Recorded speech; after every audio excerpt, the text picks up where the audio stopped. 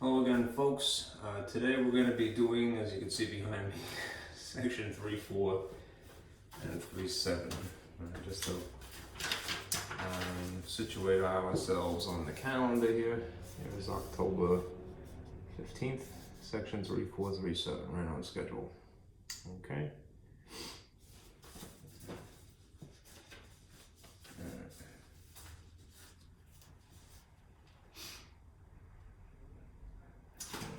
Side.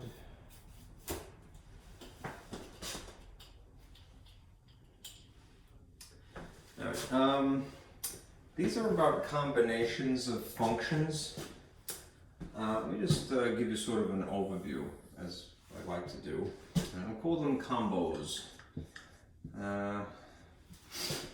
We have the basic operations, things that you can do with functions. Say if you have more than one of them. There are the basic operations, which are adding, subtracting, multiplying, and dividing. In theory, that's something that would have been touched upon in Algebra 2, but even if it weren't, we'll talk about that in a moment. All right? Then there's this idea, composites. That's more or less the new idea for our purposes. All right. A composite function is basically a function in a function. You could stuff one inside the other, like a Thanksgiving turkey. And you have a composite function. All right. There's a sort of a symbol for that. If you see something like this, F and then a very obvious circle, and then a G, perhaps grouped in parentheses, and then a second parentheses. This is a very fancy way of writing this, you might say. All right. The symbol that is in between here, this is known as the composite operator. All right. And it's more or less the same idea as the operator that is the plus symbol, the operator that is the minus, the multiplication x, the colon with the line division symbol. All right, it's just a newfangled operator. Okay. Anyhow, a slightly more intuitive way of writing something like this in this orientation, because the order does very much matter.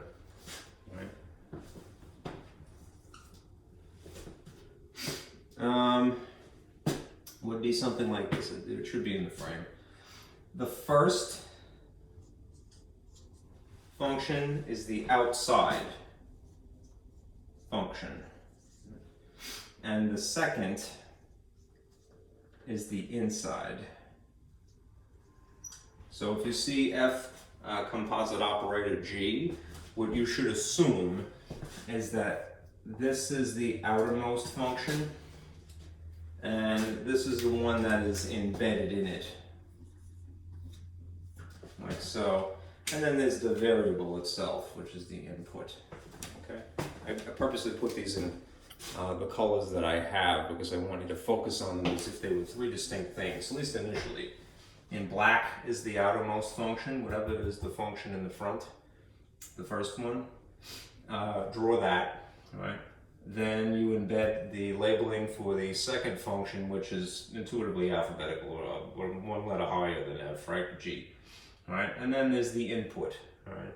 As you know, in function notation, the whole point of these parentheses is to emphasize that that's the input variable. That's more or less the thing that you're messing around with.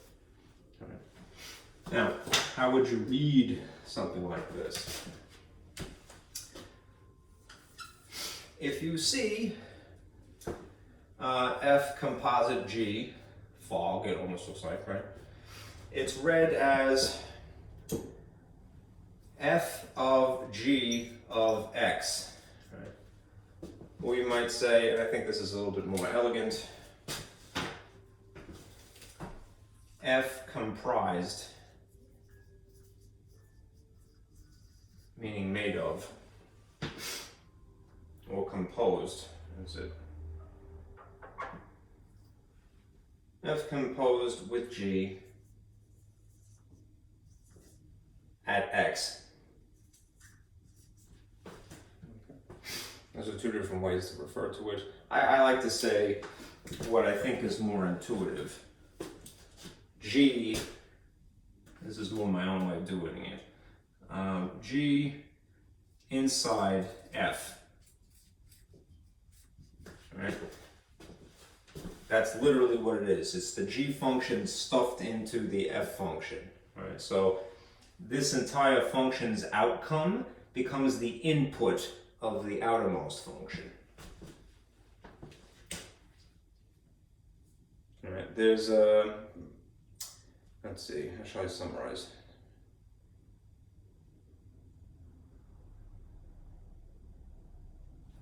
This is a more fancy way of saying it. I reluctantly will kind of put it here. All right, remember that x is considered as a whole, not just one particular x, or the domain. So in an instance like this, you would see x is the domain of g, right? The g function. What does it mean? X is the x's, that's the input of g, right? And the function g of x is the domain of f. Right? It's the input.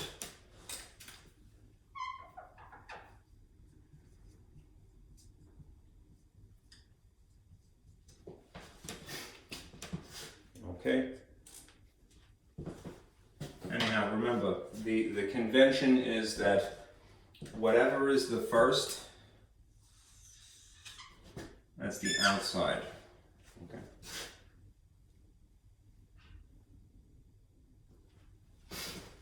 Okay. Now let me erase this because I needlessly made this little thought cloud here. There is, just to give you part of this overview, the material that's from the other section. These combos are from section 3-4, right? These composites primarily. I'm going to touch upon this because I think it's good to have that review.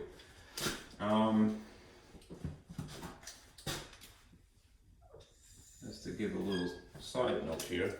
What we'll be doing in section 3-7 is something called inverses.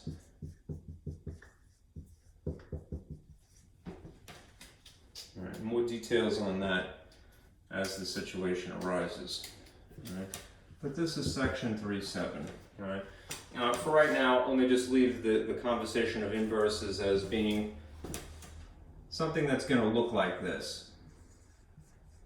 You'll see the italicized f as always, and then a superscript 1, and then an x.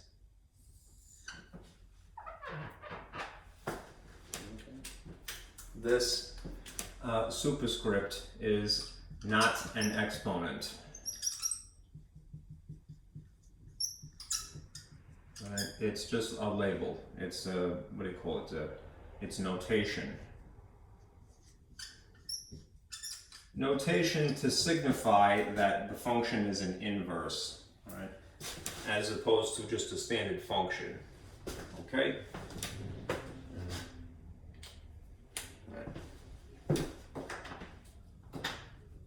Now, I kind of jumped the gun a little bit, but let me give you this. The handout that I want to have you print today looks like this. This will be a summary of the combos of adding two functions, subtracting, multiplying, dividing. And then at the bottom, I'll do an example of the composites, which is really what the section is about.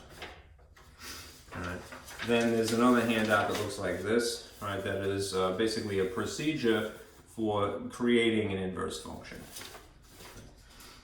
If you want to try anything by hand always, all right, there's always graph paper you can print out that already has the axes on it. Okay? So do try to print that packet, and I'll go through this. I may have to move my board, so let me see what here, finagle this. Let's start with these basic operations to remind you. Let's see. I'm going to move this out of the way, just temporarily.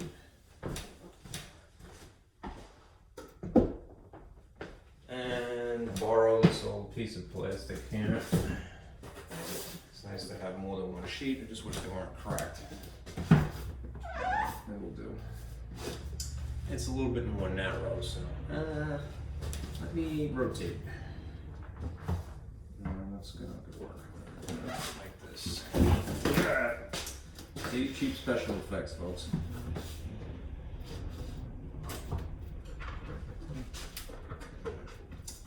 Once cracked, that's a fuel acrylic plastic.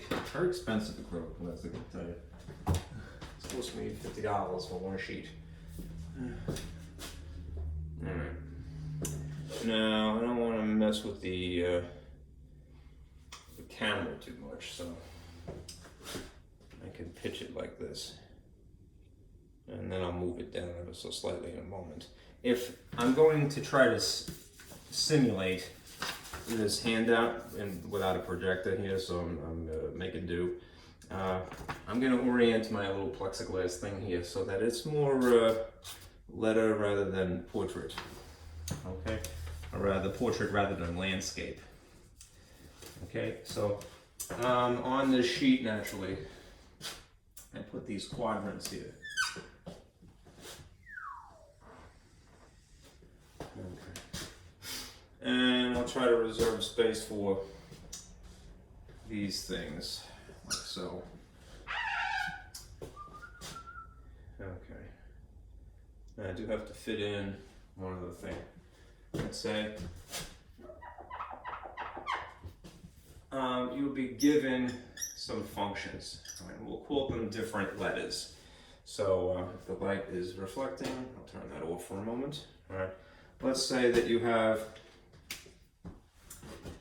in blue a function that is x minus 1, nothing too ugly.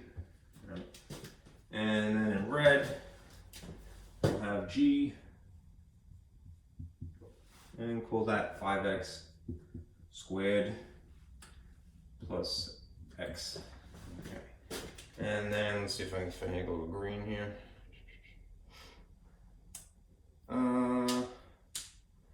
Do h. Alright, I may have to erase something, so let me just do these three first.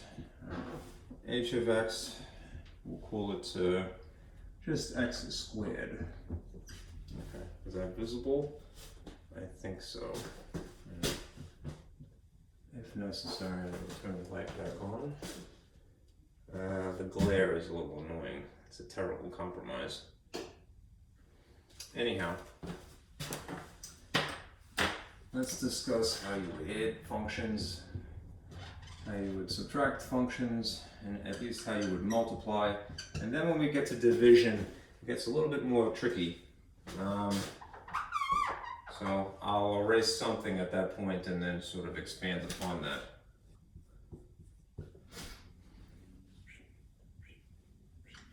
Normally I would have a projector and I would just sort of draw on the board like this. I project the image onto a board and it would be much larger, but hey, it is what it is.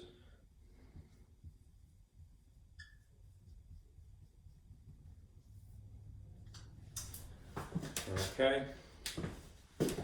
So, what you will see,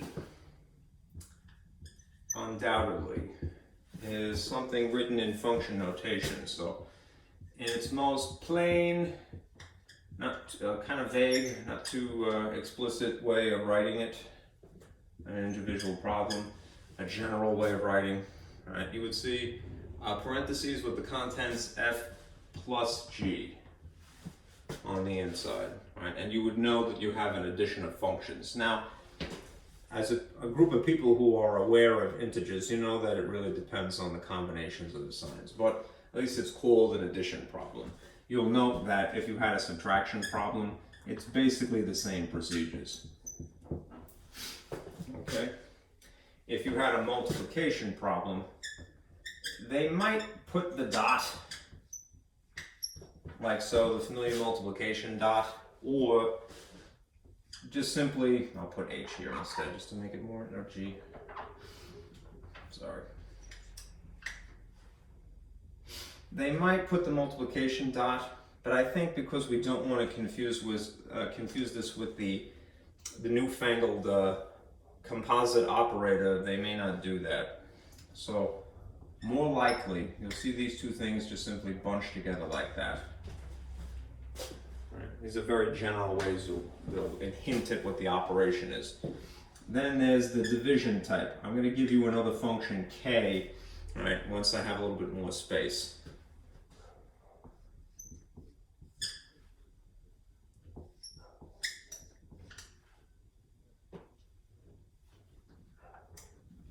Jump to the go again. Okay. So if you see any one of these scenarios, know that you are dealing with addition, subtraction, multiplication, or division specifically. Right. Down here for the composites, you have the composite operator, as I had mentioned, fog. It looks like fog. And then in theory, you could shift the orientation of this and put the G function as the outside function. So G composed of F, Goff. It always reminds me of the story of my grandfather. Not to digress, but this amuses me. Years ago, people used to send postcards. When my uncle got married, this is my grandfather's brother. He went away and he sent a postcard home. Anyhow, my grandfather was the nicest person in the world, but he was very particular about spelling. So when he got a letter from his brother, I don't know if he was partying or what, I figure it was a wedding, you know, his honeymoon. He spelled golf wrong, you know. So he spelled, golf is G-O-L-F, you know. I know this is not golf, obviously, that's a composite operator. But my uncle said, having a wonderful time in writing, you know, playing gloff, you know, which is just a funny word, right? Gloff. Just reminded me of that. All right, stop getting personal. All right. This indeed may be the way that the operation is implied, all right? But it's not the way that personally I think is intuitive, right? What would be more intuitive, right, using F's and G's in this case, would be maybe something like this. I'm going to just write it underneath it. F of X, whatever it is, right? Then what the operation is, plus, and then these two things separate. You know, it almost looks like the X has been distributed sort of backwards, if you will. You know, I don't think that's technically what's going on here. I wouldn't call it that, but it does mean essentially the same thing. Right. In this situation, again, if this is a little alien, write it sort of as if you expanded it. You know, as if you distributed that X. All right, with the parentheses as well. That's not really what's, you know, this is just a notation. It's not actual arithmetic or algebra, but it nonetheless behaves that way. And I think it's more clear as to what the intricate work will involve if you do in fact write it this way in blue and in red, rather than the way you see it in green. It's just an alternative. Same thing here, right? If I'm using G in this case, and H. Let's say that you took G of X, right, and separated it. I'll put a dot here, just not to confuse it with the variable X. And then, hopefully this green is cooperative, a function H of X. That's better. That's pretty good. All right. Keep that one. The division type, believe it or not. Now I know that we have our familiar colon with the line in it, at least in the United States, that's sort of the preference for writing the division symbol, right? But you would actually prefer to have something that is in the rational style, that is, that there's this line and there's an obvious top and an obvious bottom. So I didn't come up with a K function yet. I'll do that when I have a little bit more space. But just to complete this thought, all right, what I would do is rewrite the problem. I'll make this red, like this.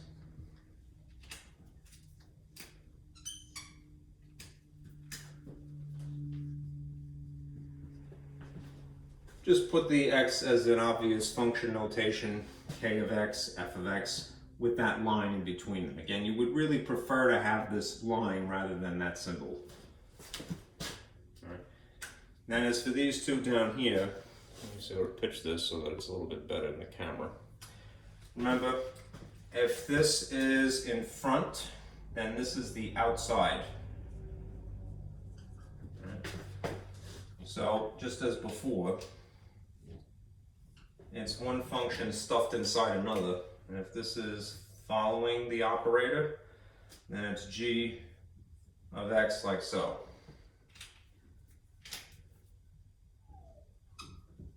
So the x would be on the inside. If you had this situation where we put the g as the outside function, then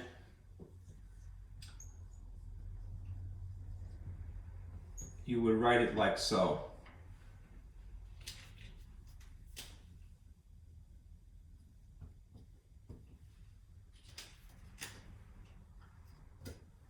Okay, make sure that that is visible.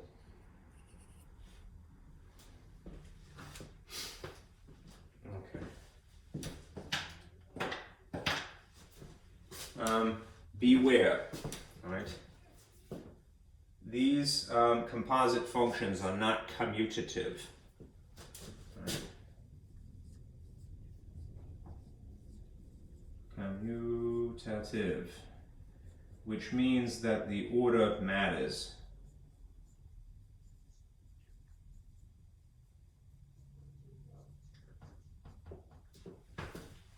It's a bit sloppy.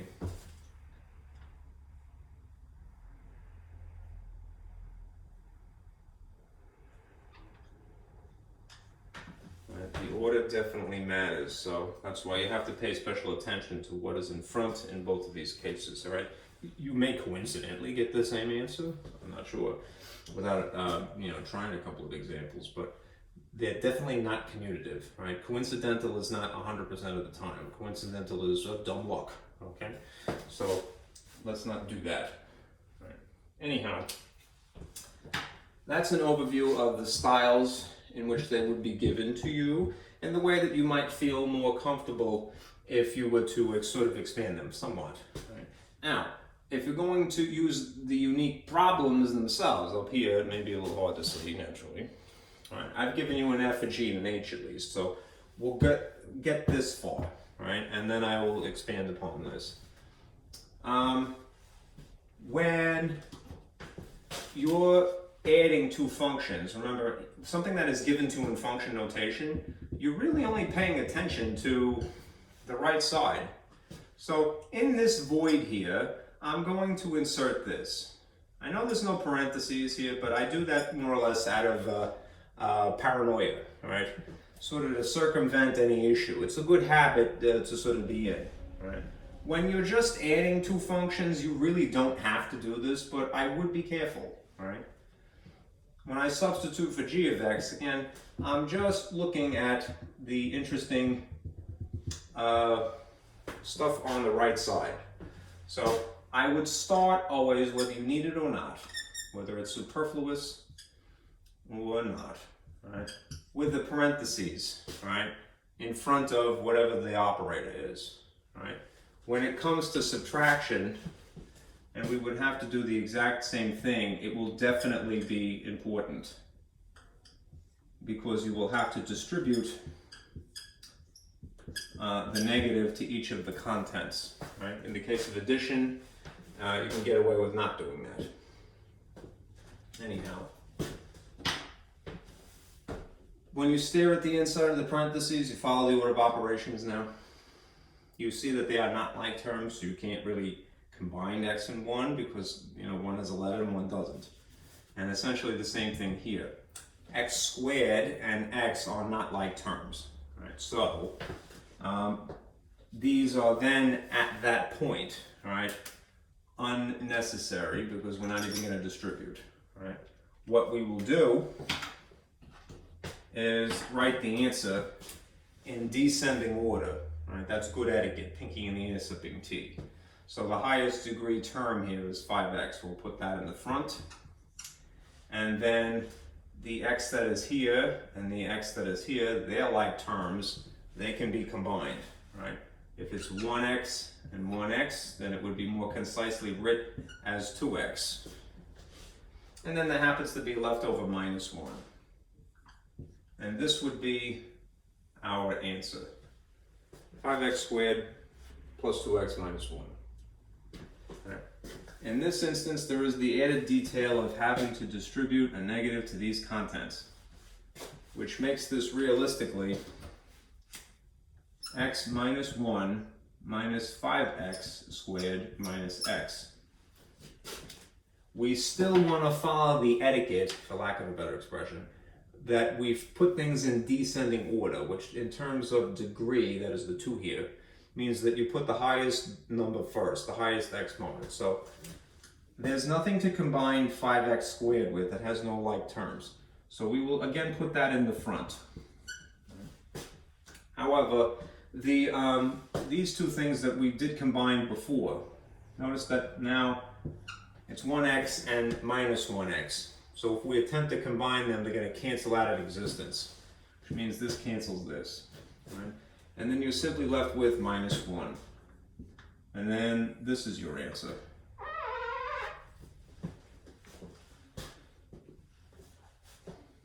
Okay? It's getting a little cluttered, so I'm going to erase a little bit.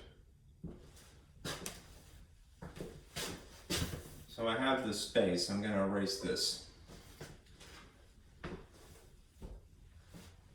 Now, in this problem, there's the g function and the h function, and I'm really just going to write above them what the interesting components are. In the case of h, it's much shorter. Again, I would start with the parentheses and we'll put x squared here. In the case of gx, it's the same 5x squared plus x.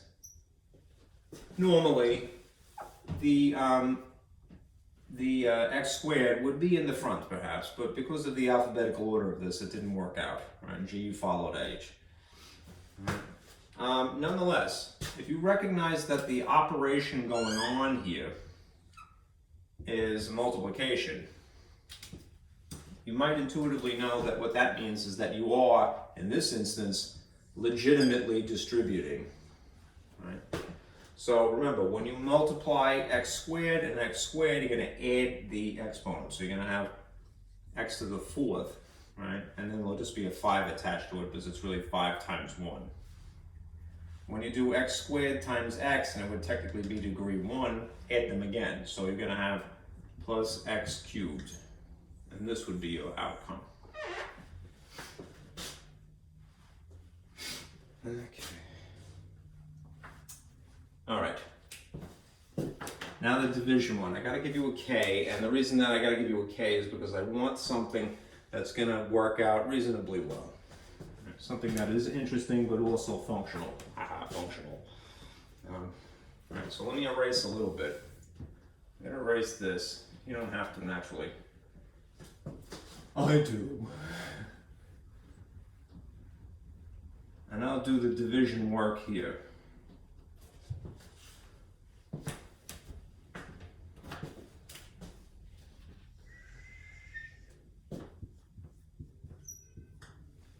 Let's say that we had yet another function, k, and that k of x is equal to x squared minus 1. If the orientation of this is that the k is on top and that the function f is underneath it, And I really should darken this. All right. Now again, when you're actually trying to simplify the functions, really divide them technically, because that's what the line is. All right. You're still again paying attention to just the right side of these things that are written in function notation. So I'm just going to insert what these are equivalent to in here and in here. In the case of the k function, which I've just contrived, it would be x squared minus 1. In the case of the blue function, it's the original x minus 1.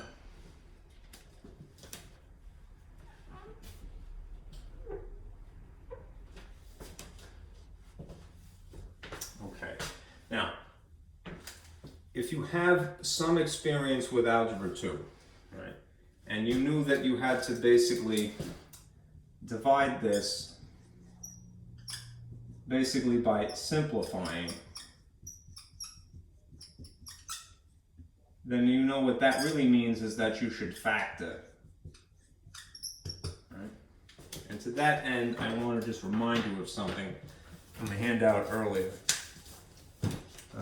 I had given you, let's see if I can find it here. A handout a while ago when we were talking about quadratic equations that you in theory still have. Right, that looks like this. Right, part of this packet was a section on factoring. Right? It just so happens that the thing that I've given you, not really, I did it on purpose, all right, is the difference of two things that are being squared. So it follows that model of factoring. It's just that the 1 is technically disguised because it doesn't have the exponent of 2. We could put it there. So we will. If 1 is something that could be written as 1 squared, and it's not changing the value of it, then this is the difference of 2 squares, which means that it would factor like this. According to that model, x plus 1, x minus 1. All right. That's the top still. And then there's still this x minus 1 floating around the bottom. Now again, if you have some kind of experience with this already, which is good, right? You might already intuitively know what to do, which is to go, it's in factored form. So that means that I could cross these things out. And then my answer would indeed be this.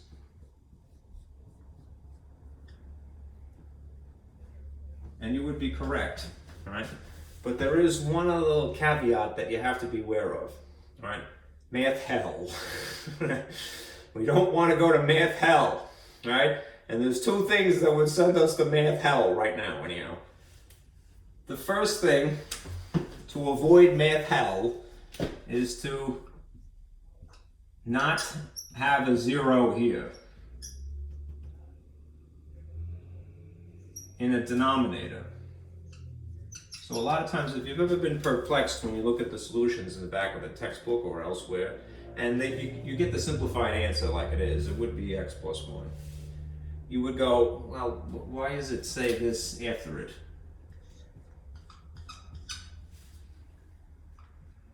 In this particular instance, if you had a positive 1 in place of this x, it would be 1 minus 1, which would make this a 0 in the denominator. And then if it is a division problem, you'd be dividing by 0, which means you go to math hell, okay? It's undefined, right? If that were the case. So the little addendum here that usually is followed by a comma is just to go, all right, this is cool, all right, but make sure you don't do that, right? You don't want to go to math hell, all right? So just think of it that way. X plus 1 is the outcome, it's the quotient essentially, all right? But x can't equal positive 1 in this particular problem, all right? That's known as a domain restriction, and we're going to get into that in a few minutes.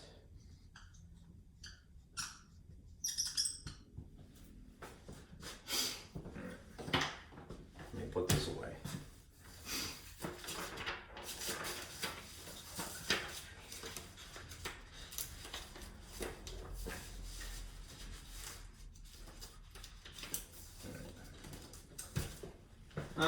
Because I really have a sloppy mess here, all right? Ideally, I would have you do the composites on the bottom of this, but it's just gonna get messy. So what I'm gonna do is erase what I have and then maybe do the work up here. You could try to fit it in on the bottom of the paper here. I'm gonna use these same things. I really only need G and F in this case.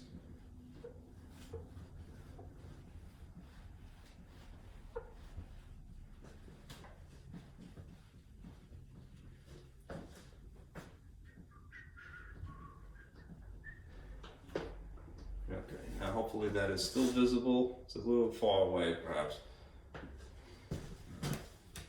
All right, now let's say, taking those same two functions, f and g, we do f composed of g at x, meaning that the g of x is inserted inside, right?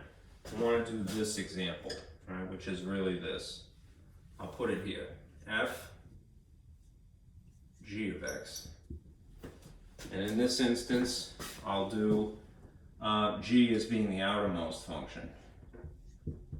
So f of x will be on the inside.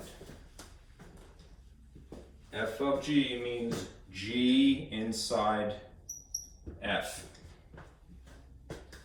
G goth.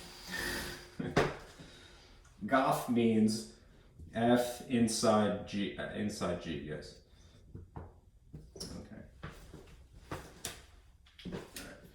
So start with the outermost function. Again, it's the interesting guts here, right?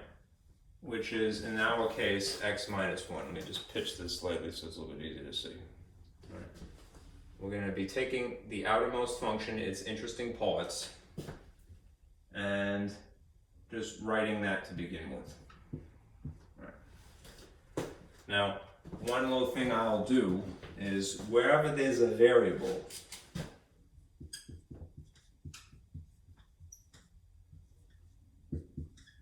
the input, wrap a parentheses. All right, you can't do that in the case of a constant, it's just hanging on the side, right? But now what you're going to do is fill that void with the other function.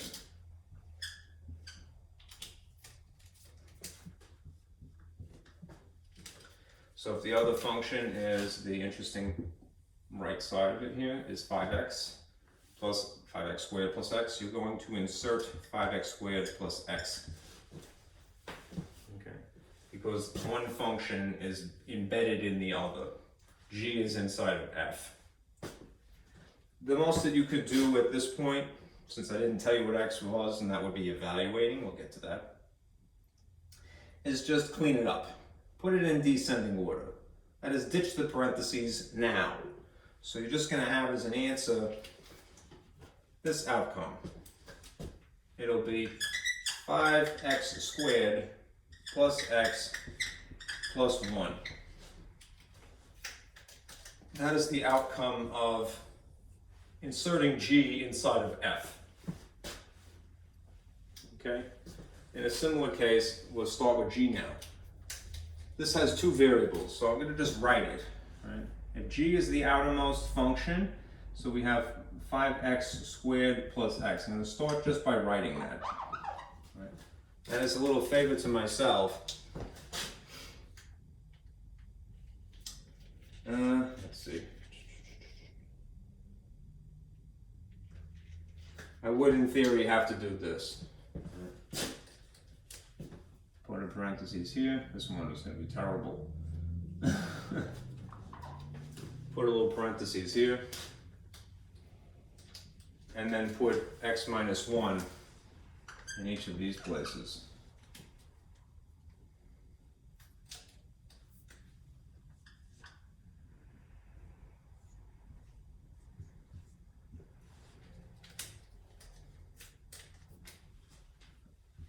X minus 1, x minus 1, yuck, right? That would require a lot of expansion, and I'll do that, okay? I don't want to erase this thing in green, but what I'll do here is I'll erase the stuff just underneath it because I need the space.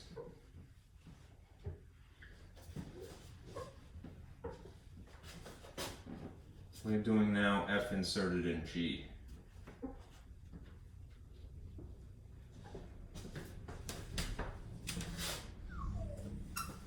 Okay. Now if I have x minus 1 inserted in the variable here, and then again it would have to be here. Notice that there's a degree 2, we would have to expand that, which is foiling it. It's the perfect square trinomial. If you happen to have that memorized, on the same sheet of factoring, there is the example of the model of perfect square trinomials. You could predict what it is. If you feel a little sketchy about it, then we'll just do it. All right? If there's 2 iterations of this squared, then you would have x minus 1 and x minus 1, and then there's still the one that's being added on the side here. Right? You would have to FOIL this in theory, right? Like so, which means you'd end up with a 5 hanging on the side here, x squared minus 2x, and then positive 1.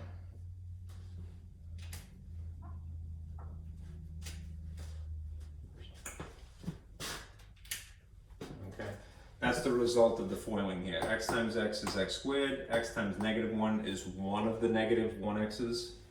Negative 1 times x is the other one. If you combine them as like terms, you get minus 2. And then negative 1 times negative 1 is positive 1. Then there's this thing still hanging on the edge here. And we, in theory, would have to distribute the 5 now.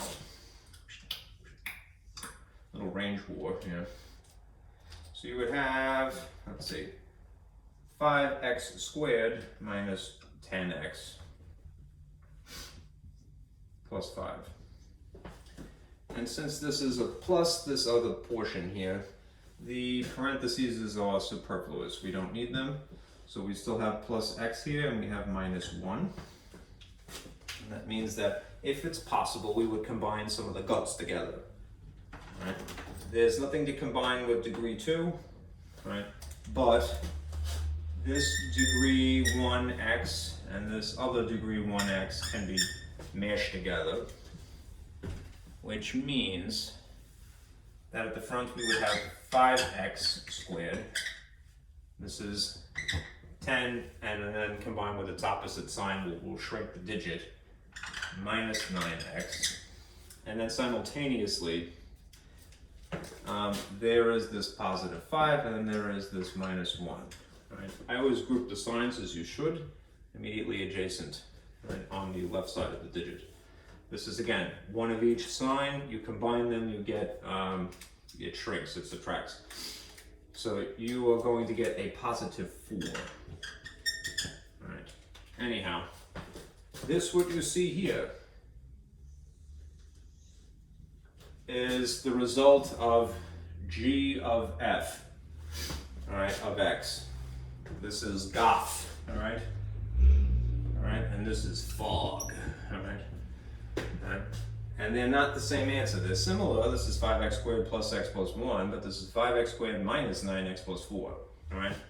The real takeaway from this is that they are not commutative.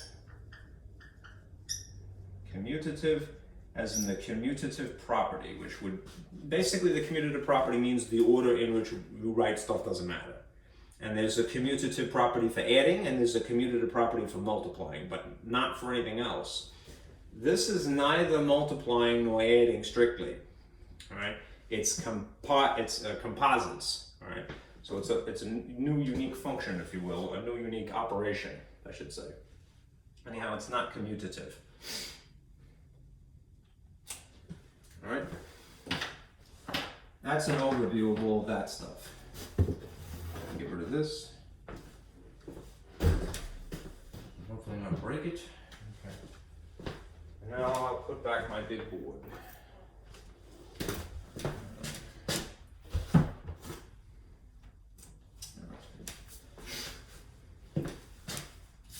All right, let's do an example of evaluating, which is going one extra step, really. Let me see if I can pitch this a little bit better. It's It's not very cooperative today. That's okay. That. Goodbye overview. Alright, we just discussed basically the intricate work of basic operations and the composites as well. But one other thing we could do is evaluate, which is more or less getting a satisfying answer. You know, like we're taught to get x equals a number, right? When we tell you what the number is, when we tell you what the letter is, we tell you up front that x, the input, happens to be a certain number, you can evaluate, which means you'll get a satisfying answer.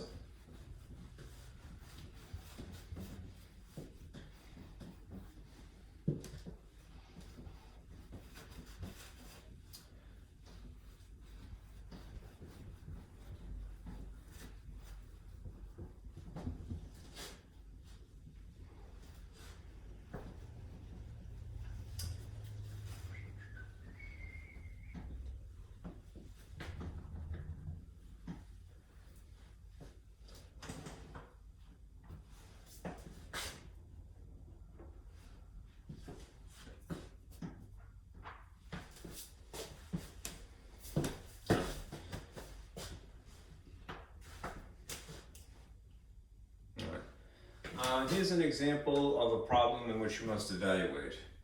Evaluate, and I'm going to just put eval, right, for evaluate. It means evaluate. Every math software program that I've ever seen that is the old-fashioned type that is, it's got its own syntax, like Maple, Mathematica, they always have that to imply that you're evaluating. Evaluate. Given two functions. We're going to do composites. So I'll put this in two different colors again. Suppose you have f of x again. I'll put it in blue just to distinguish it. Is equal to x squared minus x. And underneath it we'll have h of x. And call this 3x.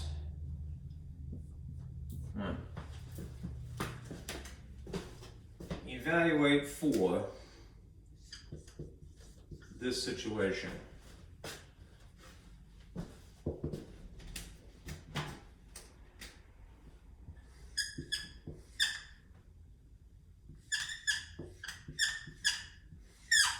Okay, this is a very concise sort of instruction here. When you see it in function notation, notice what the outside is.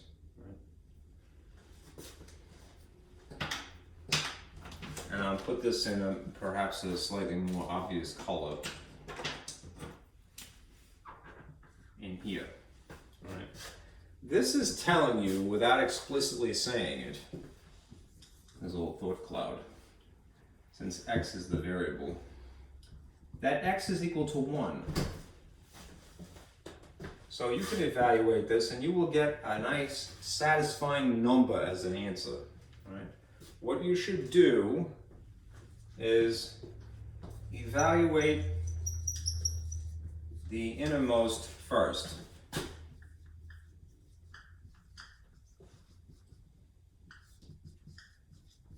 Using that much information. You could write the problem if you want more explicitly, where you have the interesting guts 3x plus 1 tucked into this and into this. But it's going to overcomplicate it. It will get you distracted. So rather than do that, don't pay attention to anything else, right? Just look at this, right? And evaluate using that. We'll come back to the function and the fact that this is inside this other one later. So if h of 1, this is h, is 3x plus 1. What that means is that we're going to stick a 1 in place of x, and then evaluate it. Okay? You get a satisfying answer when you evaluate. So follow the order of operations. If it's 3x, it's 3 times 1. and then there's adding 1. So you should do these two first, which is 3. Let's see, did I invent a problem here? It did, but it's okay. 3 plus 1. If you combine those, what do you get? You get 4. All right, now, right, what that means is that this function f has an input value of 4. I hope that's in the frame. It looks like it is. So I don't want to make too much of a mess, but the basic idea is that just to circumvent the issue of confusion, you're going to basically insert this in place of that gobbledygook 3x plus 1, because you've already straightened out what that is, right? So that means that you now have this function evaluated at 4. And since this function is really x squared minus x, what you're going to be doing essentially is inserting a 4 here and here. Right. And then follow the order of operations. If it happens to be squared, you should do that first, which means that this is 16. This is just 4, nothing else, then it's going to be minus 4. And the answer finally is simply this. 12. Right. So you have f of h of x evaluated at 1, if you're going to be fancy, is equal to 12. This is the evaluated answer.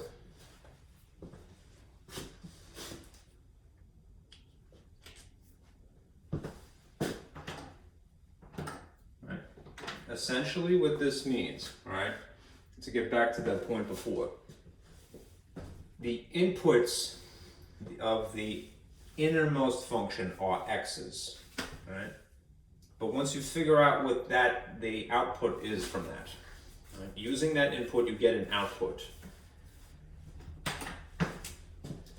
Let me just write this here in a different color. What's happening here is this. X is an input, right? And it's being used to establish an output. Right? The output is 4. Right? That output is then being used to be the input of f. It's just assigning it a different label, basically. Right? Okay. All right, let's talk domain now. That's 5:30.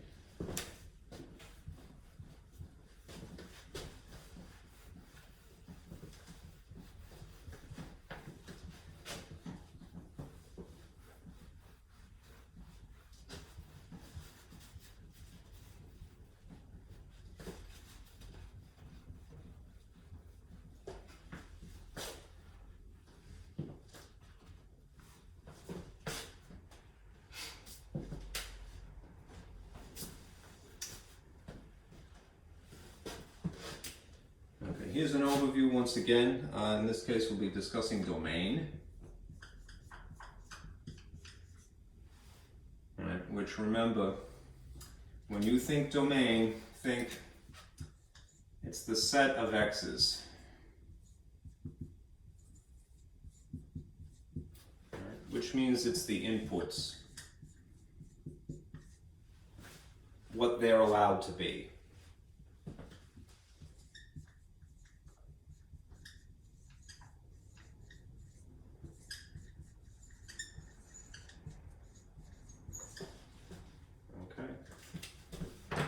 Well, when it comes to combinations, and I kind of talked about this before, when it comes to the combos,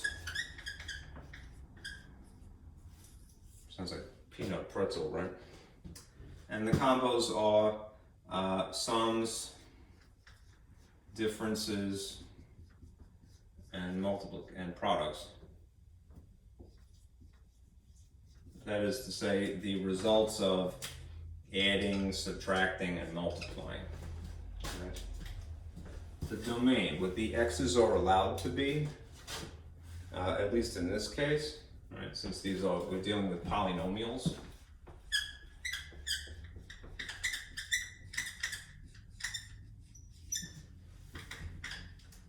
The domain is allowed to be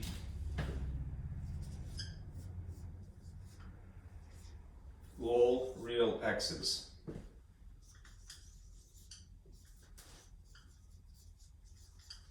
Right? Why? Because we're making something from polynomials is the bottom line. When you add polynomials, you get another polynomial. When you subtract polynomials, you get another polynomial. When you multiply them, you have a polynomial. What you get instead, when you are dealing with the other combination here, which is quotients, is something that is not technically a polynomial anymore. It's made of polynomials. Right? Remember, quotients come from dividing. Right? But the quotient, even in spite of the fact that its two parts are basically a polynomial sitting on top of a polynomial, because it's a division problem, quotients come from a division problem, the answer to a division problem. All right, what you end up with something is a rational expression. These two things in tandem. All right? And it just so happens that rational expressions, insofar as their domain is concerned, they have a natural domain restriction. Right? Right.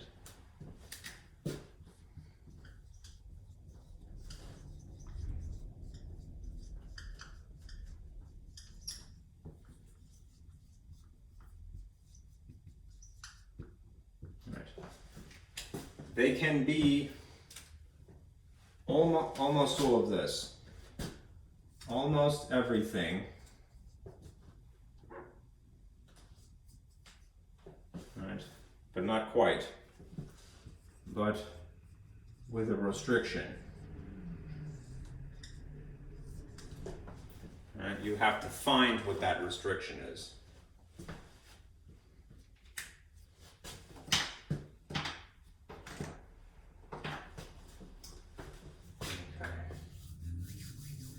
Now, as an overview, right, you're not going to really have to worry about the domain too much in case of the regular combinations here. You might have to worry about them in two scenarios. So let me remind you of something I had alluded to a while ago. All right. Here are some models. All right.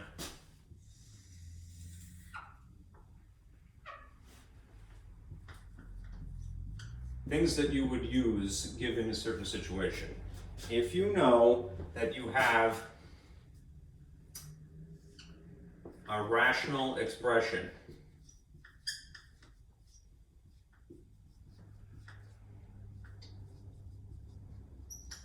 that is one side of your function is a situation where there's an obvious top, a line, and then an obvious bottom. That's rational. What you want to use to figure out the domain restriction is this basic idea. Use this model. Denominator cannot equal 0, because we go to math hell when we do that.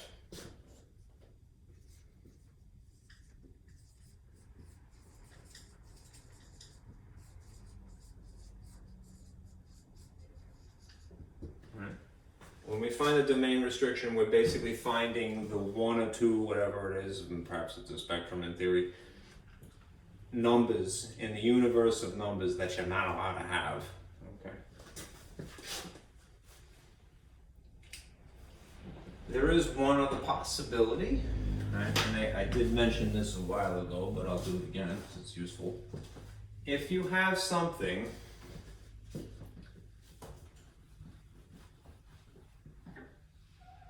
that is a little bit more complicated.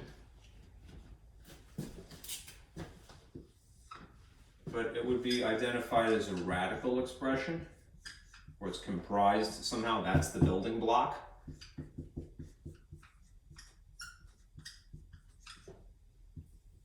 And you could identify it like so. If rational is something on top of something, you see that line, it looks like that. Then a radical expression is something that's a square root. Something underneath a radical, like that. If you have a radical expression, let me just differentiate here, I'll use a different color.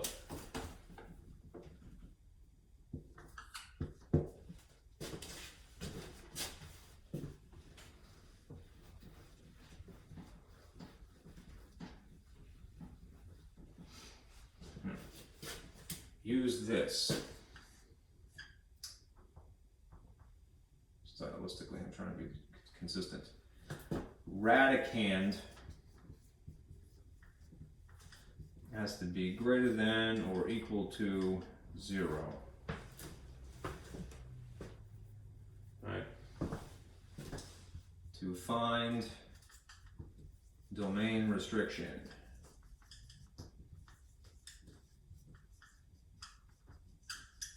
Right? It's slightly different in each of these cases. Right?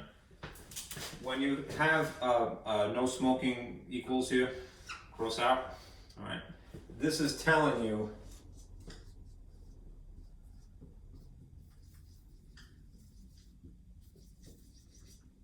the one, maybe two things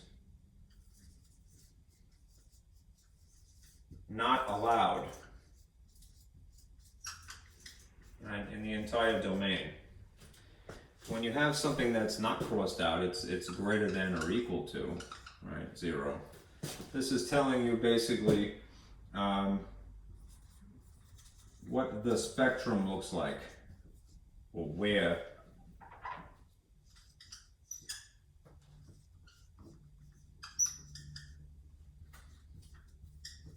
starts. It's a little different, right? But you need to take those two things into consideration. This is the model that you're going to use to write a little equation to help you. And this is the alternative model. Why is there an inequality symbol? Because here's the other situation where you go to math help for right now, right? No negatives.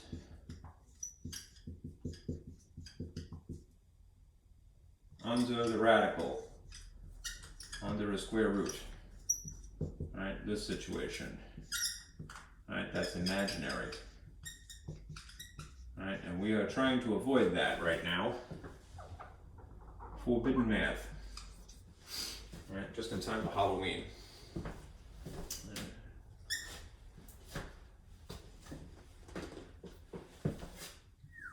This guarantees that you either have exactly 0 or something greater, which is naturally the positives, right? Yeah. All right. Let me add one other thing because I think it's useful, right? If this is establishing the thing that's not allowed, in terms of a graph, this is a hole in the graph.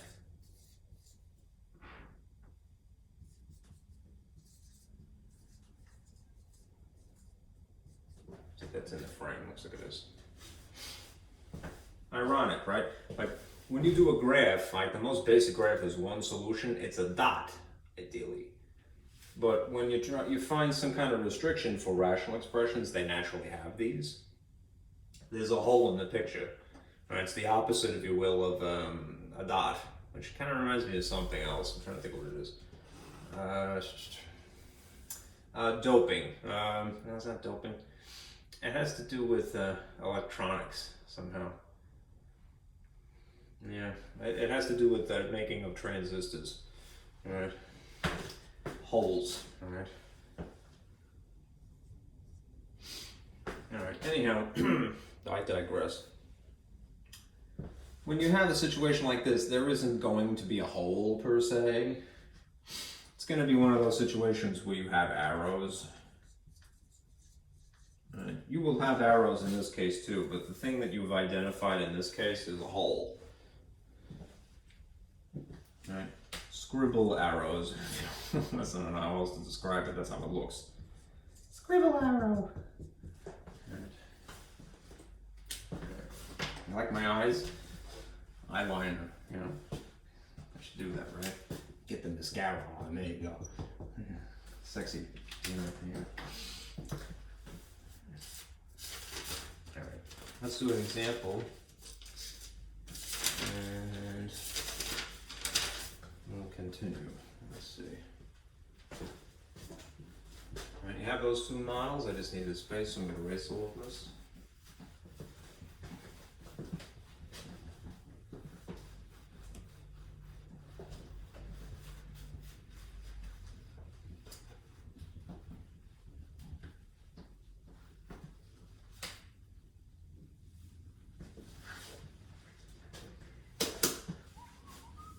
Okay, if you were asked to find the domain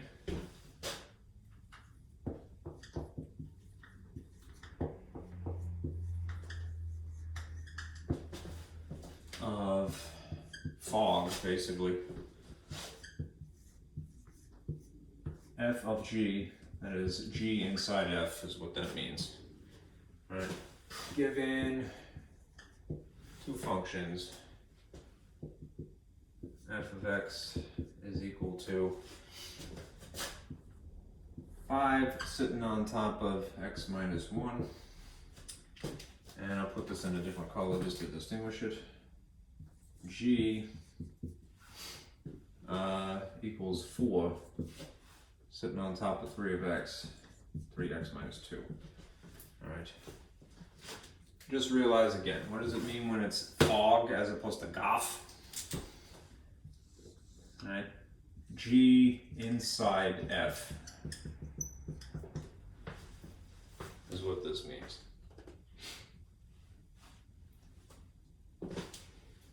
So, let's start with that.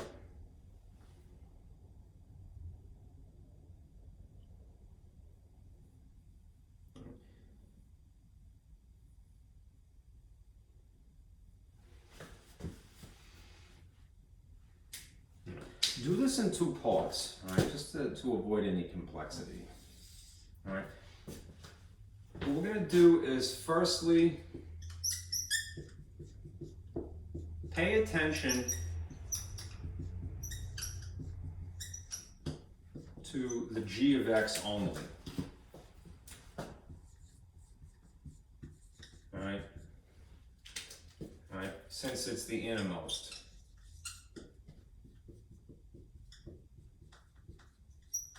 Function. We're going to figure out the domain restriction inherent to just this.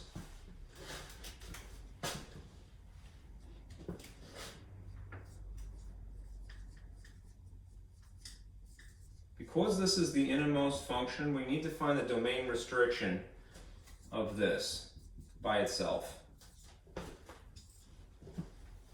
So if this is the more interesting half of this,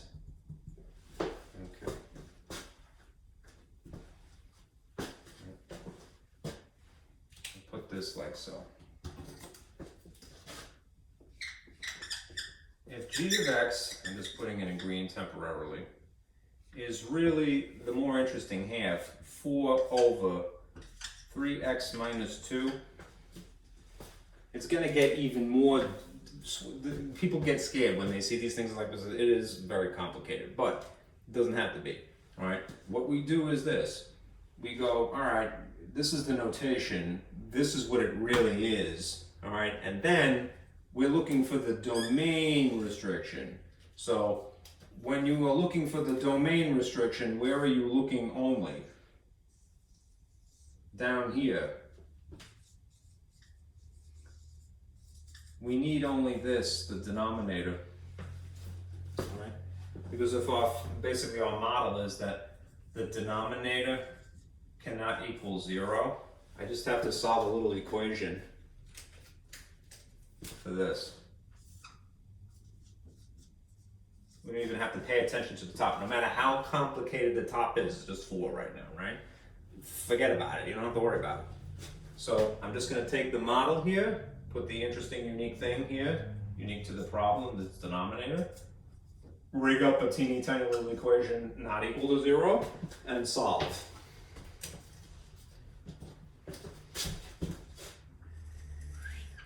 Make a little table, right? What does your intuition tell you to do at this point when you're solving for x? Move 2, I hope, right? Add 2, add 2. 2's cancel.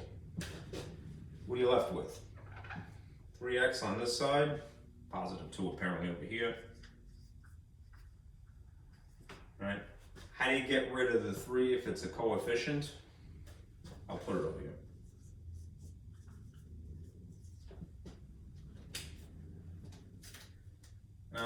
You divide by 3, right? Both sides. Cancels. And voila! You have just found the one thing that x is not allowed to be, right? So far, right? There'll be a second one, right, that we have to take into consideration. But do the easy one first. I have a math net. Come on, dude. All right. You pay attention to the innermost, and then if it happens to be rational, you pay attention to just the denominator. Okay. Now the other one.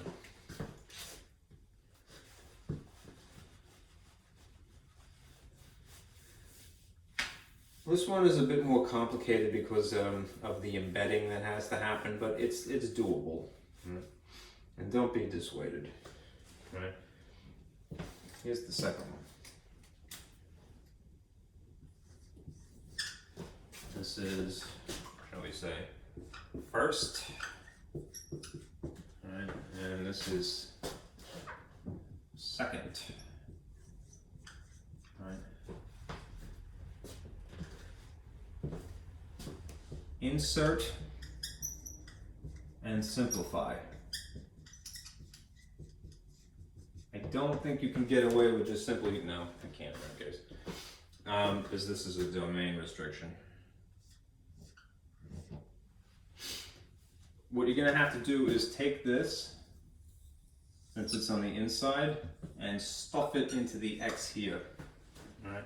Because a g is inside f, there's going to be a bit of, I wouldn't call it hard, it's tedious that it's time consuming. You're going to straighten out basically this, right?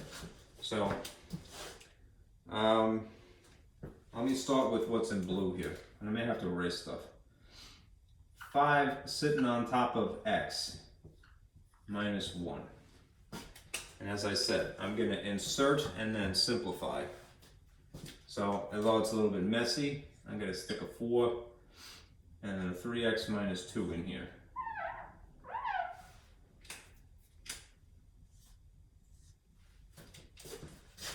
Okay. Now,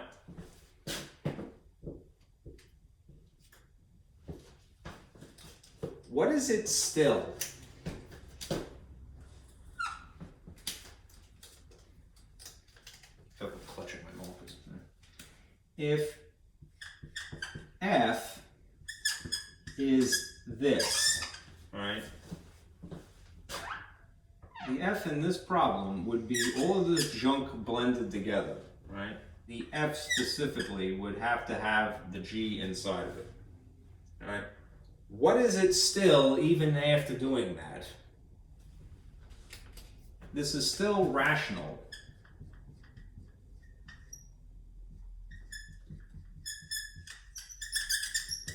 It's a rational expression, right? Which means, realistically, even though it's fugly, all right? What is the only thing that I need to pay attention to, really, in spite of its ugliness?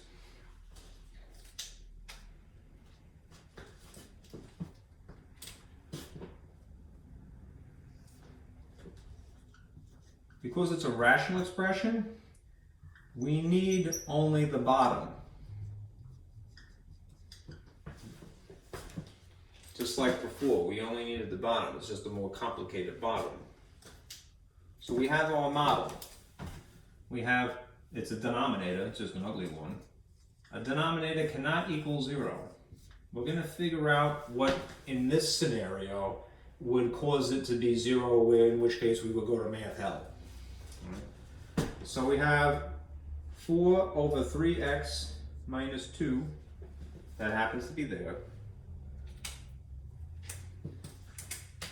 minus 1, which happens to be there, and then we're purposely rigging an equation to figure out what's the one thing that we have to avoid, ironically, which is this.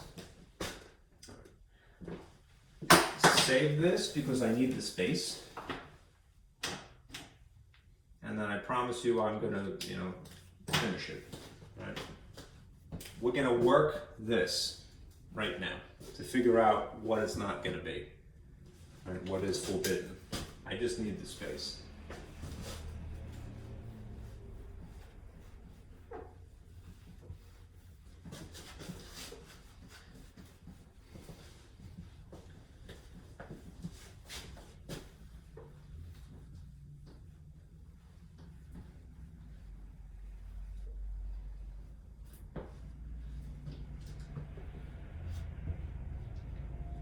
This is what's relevant at the moment. I'll put this over here. And I'll save that. All right, we have already established this much. That x is not allowed to be 2/3, positive 2/3. Okay. This junk is less trouble than it looks.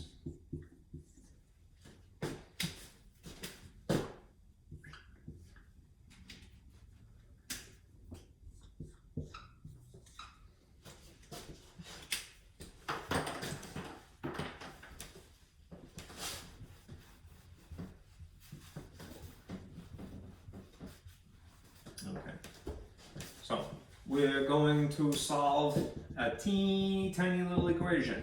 All right, that's not that tiny. And we're going to start by moving 1 from here to here. In which case we're going to get what? We're going to add 1 because there's a 0 there. It's going to be positive 1. And then on this side we have this expression. Isolated, basically. And I know that this is ugly, but don't see the forest for the trees, or vice versa rather. See the big picture rather than the individual trees, the terms. Let's treat this as one autonomous bottom for a moment. Notice that the letter is in the denominator. Right? Whenever you have a rational expression like this and the x is down here, legally speaking, what you can do is multiply by that entire chunk all at once, as long as you group it like this. And you have to be isolated to that term, which is why I moved the 1. All right? And then if you did it here, do it there. Remember, you can get away with murder in math as long as you're consistent that way. All right? The effect on this side of basically performing opposite operations, if this is division and now I'm multiplying to justify carding this over here, this factor cancels this factor. This could lead to a situation where you have an extraneous solution, which is a dud of an answer, not your fault, but it's not going to happen in this case. You don't have to worry about it. All right? And when you're looking for domains, I really wouldn't. All right? What's left over here is 4, not equals. And then there's a positive 1 that was there to multiply by. The truth is that if you distributed 1, it's not going to change anything. So what are you going to be left with? 3x minus 2. And then you have the variable on the correct tier, right? It's on the right level. It's not a denominator. It's essentially a numerator without really thinking about it. So we could solve a second teeny tiny little equation. All right, this one's easier because it's linear. All right, so plus 2 is 6 not equal to 3x. All right, how do I get rid of 3 again? Divide by 3. divided by 3. And lo and behold, what have we discovered? We've now discovered this, that x cannot be equal to, what is 6 divided by 3? 2. There's 2 holes. Basically, this is going to be a hole in the picture, and this is going to be a hole in the picture.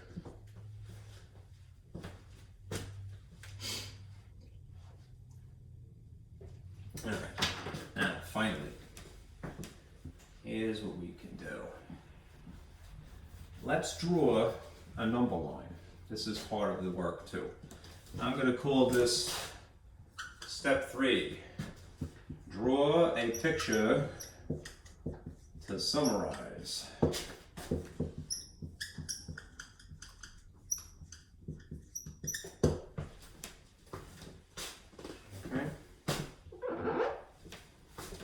So, how do you draw a picture to summarize? We're talking about x, right? And x is what dimension? Horizontal. So we have a number line like this in the horizontal orientation. Let's flesh out a little bit, right? Negative infinity is headed this way. Positive infinity is headed this way.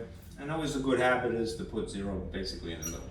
Why? Because without having to increment all the negatives, all the positives, it intuitively separates them. It cuts them in between. All right. Now let's put the only features that we have, the only thing that we know about this domain, right, is the holes, ironically. There's a hole here and a hole here, right? This is a positive 2/3, which is kind of a crummy number, but so be it. And this is a positive 2, right? If you wanted to, this would be overkill. Here's 1, here's 2, right? Where would 2/3 be? About there, right? Less is more, right? Just put the interesting features.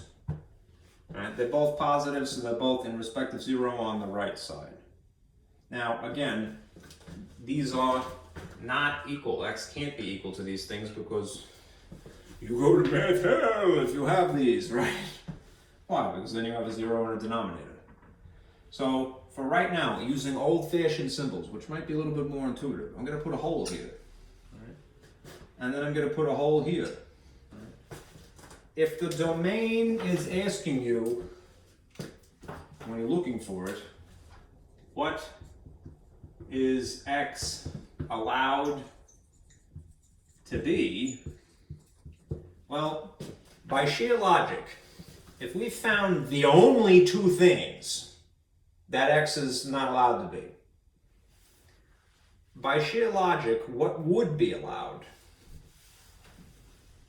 Everything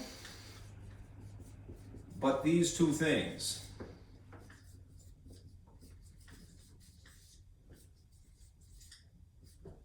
So that means if you were going to illustrate that, you'd have a scribble arrow here running into infinity that way. And you'd have simultaneously a scribble arrow running into infinity that way. And then you'd have the scribble in between them.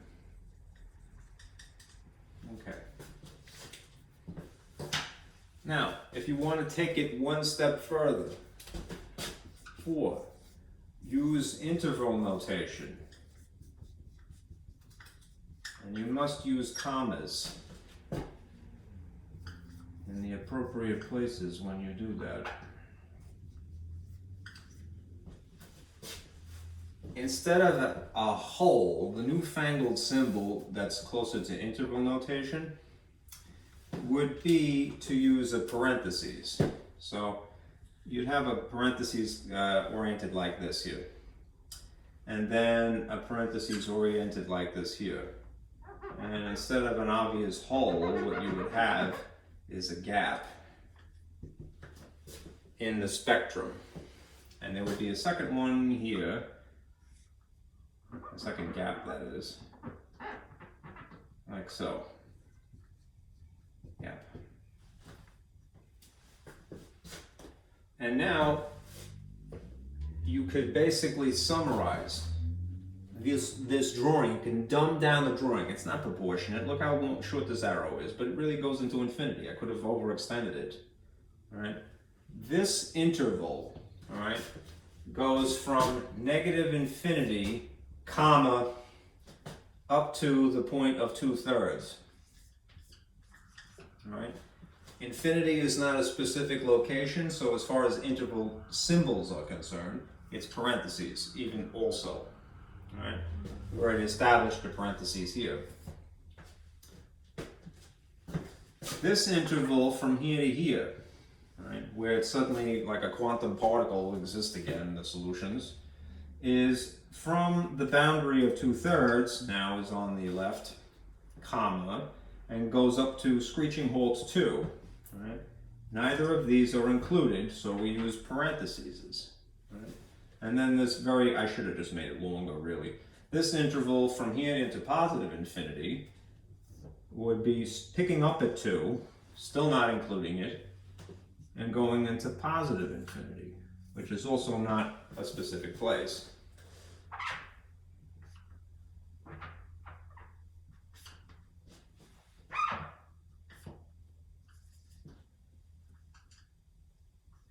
Do not put commas down in the denominator.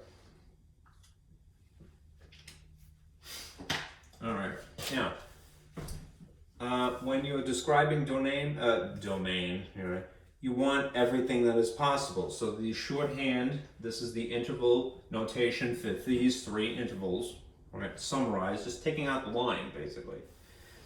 We want all of these things to be included, so we use a union symbol in between them. This thing is the domain, summarized.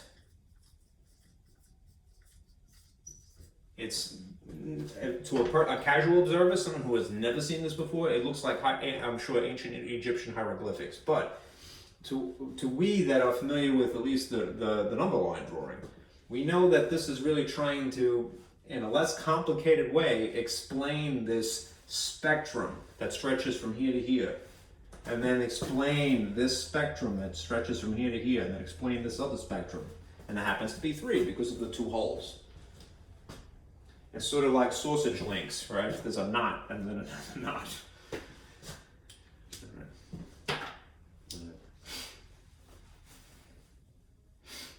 All right. Now let me do another one a little bit faster that just involves the radicals, so that you'll have seen that. And then we'll get into inverses.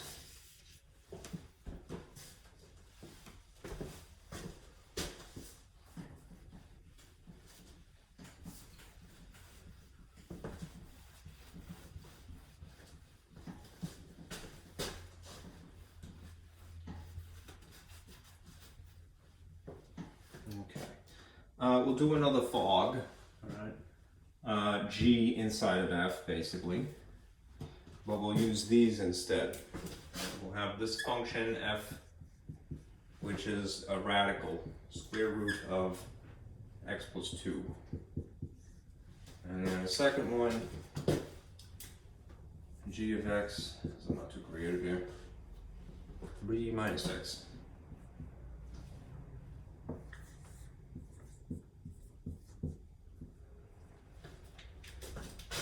Now remember, I'm going to try to do this in 2 parts at least. Right? Whichever we're going to deal with first, the innermost.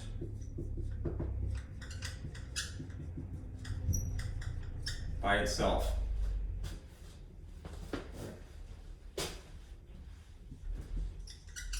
Alone. And then second,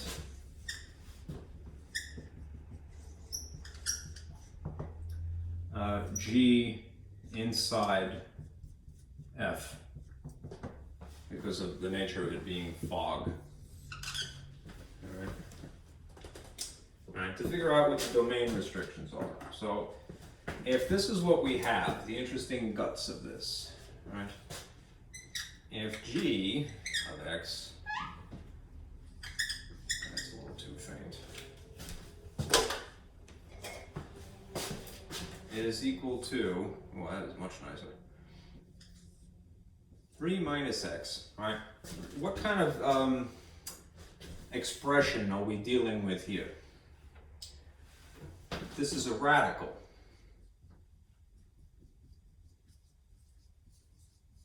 A radical expression, which means that it ends, in particular, it's a square root, which is trouble. Alert, alert, all right? What do we really only need to pay attention to? We just need this.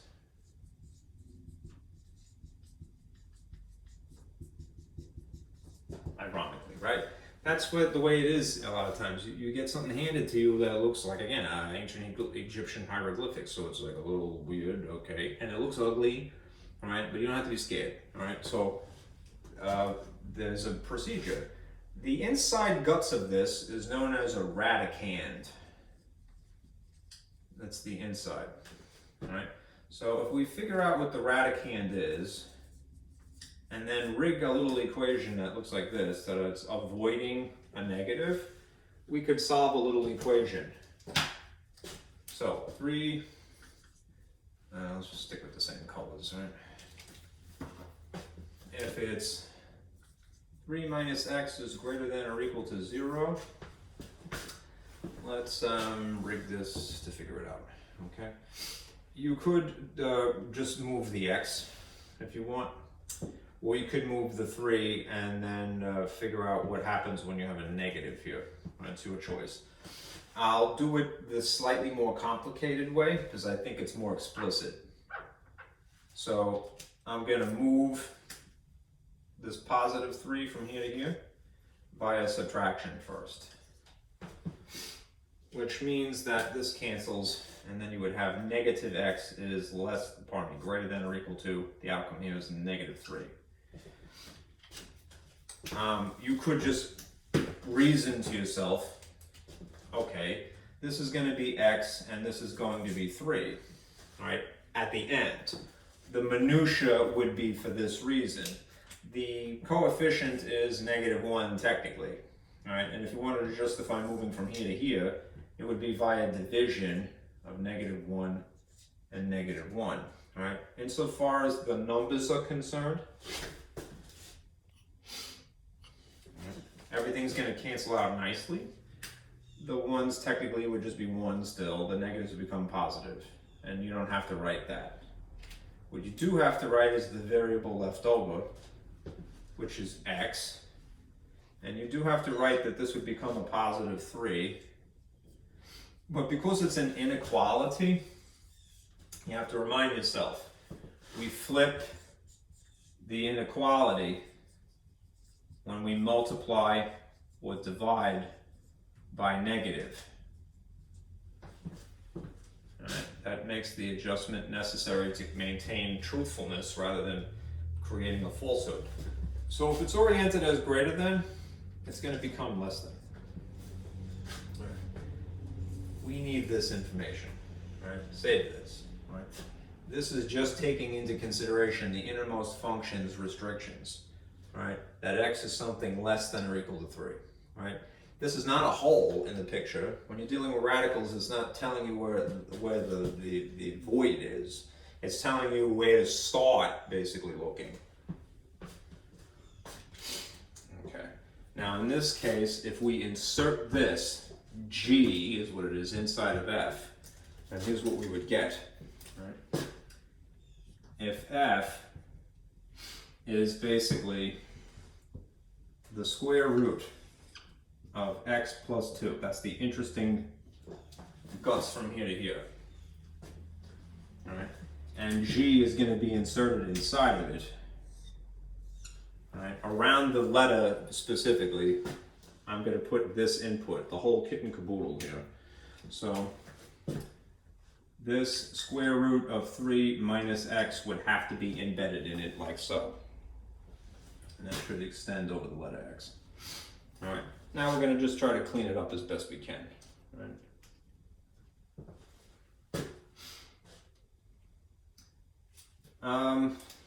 So here's what we have. We have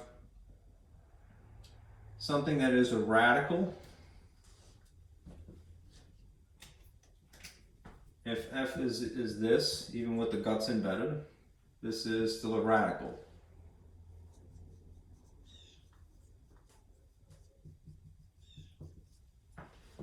And it's, in particular, it's a square root. So what we're going to do is we're going to borrow that little model. We have the radicand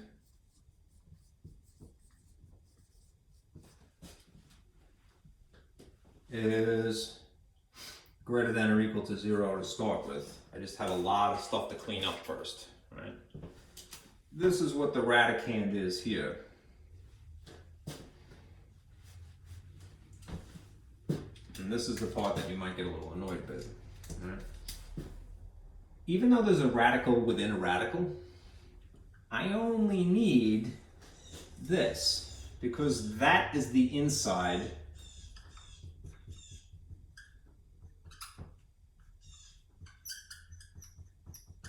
radicand. So what am I substituting for the radicand?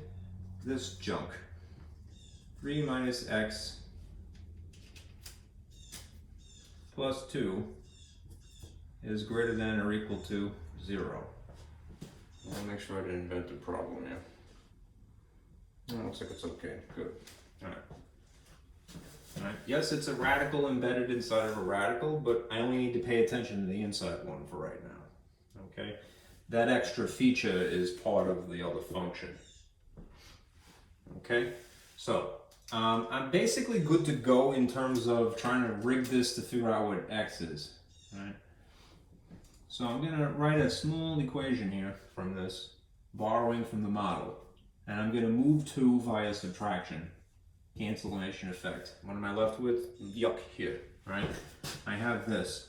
I have 3 minus x, still greater than or equal to, in this case it's negative 2 on this side. Right. I need the space, so I'm going to erase a little bit now.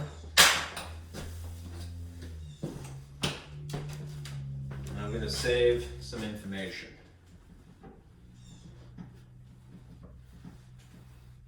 I'm going to save what I've discovered is one of these spectra, right, namely this I want to save. And I'll just put it up here. What has been discovered to this point? That x is allowed to be anything less than or equal to 3. Positive.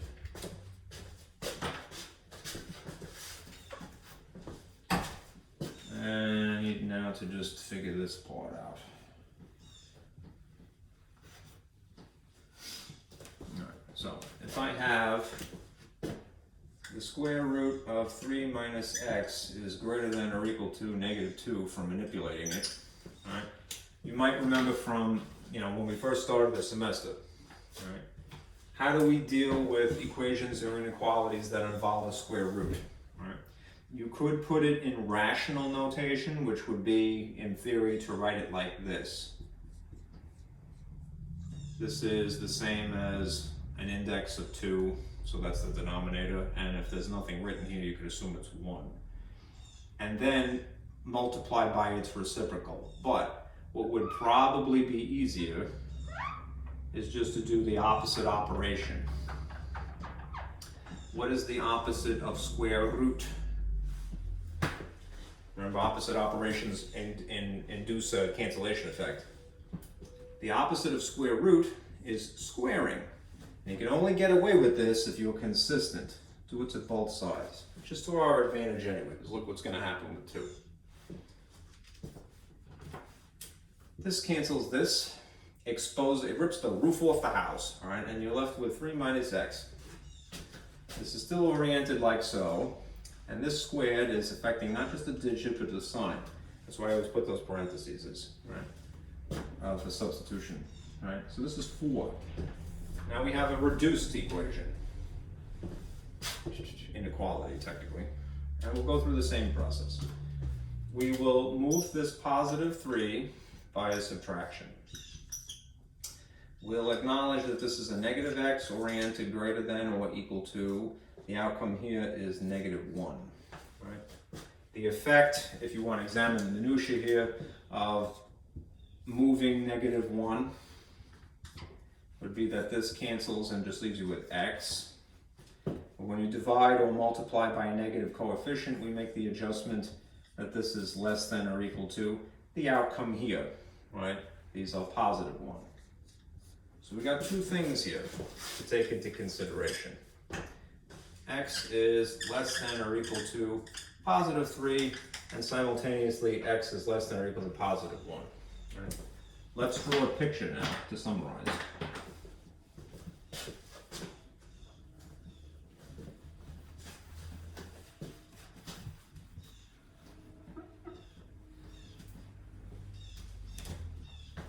Fog.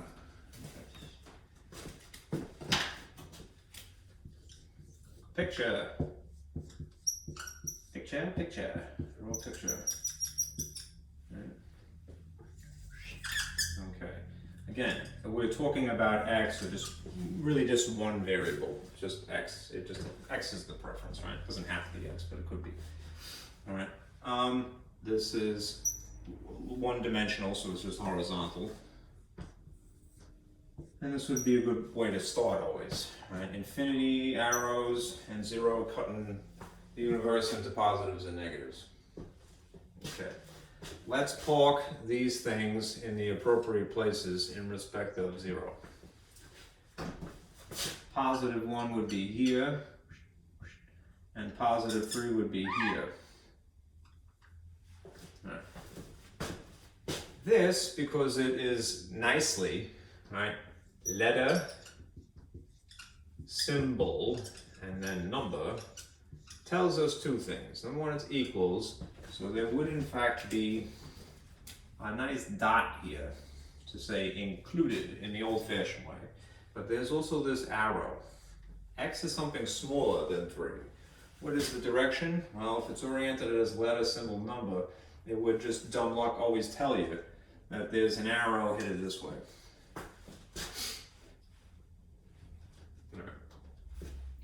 Simultaneously, there's this restriction now. It's not really a restriction except that it's starting in a different place, where we have x is something that is positive, right, and it is included, so we would put a dot here, and it's something less than that. So you would have these two parallel running arrows in theory. Just to superimpose them, you see how they start.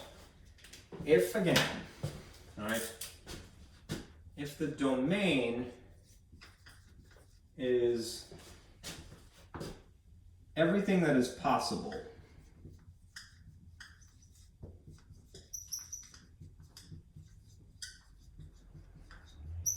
for x values, all right, we're talking about a union, really. All right, so if we're talking about a union, we're not talking about an overlap, which would be an intersection, right? Not an intersection.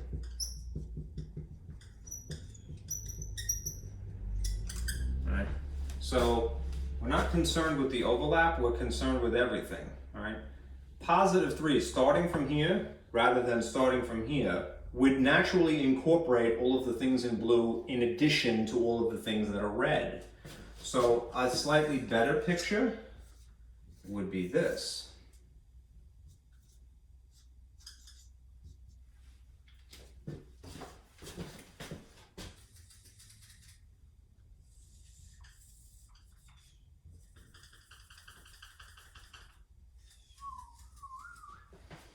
Okay. Why? Because this naturally includes that, so it's unnecessary to have to explain it in this case. Okay.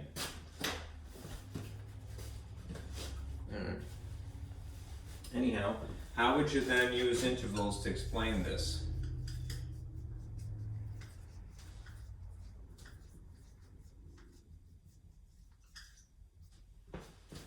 Well, you would use the newfangled symbol, which is, if it's a dot, it's a bracket, right?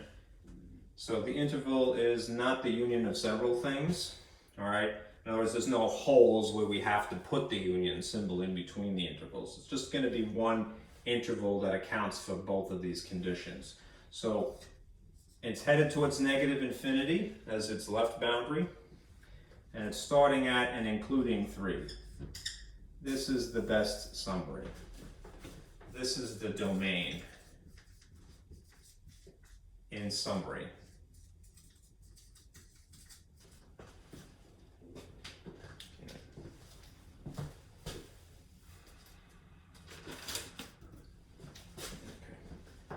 Enough of that. One more thing from this section, which is decomposing, and it will be fairly quick, and then we'll do inverses.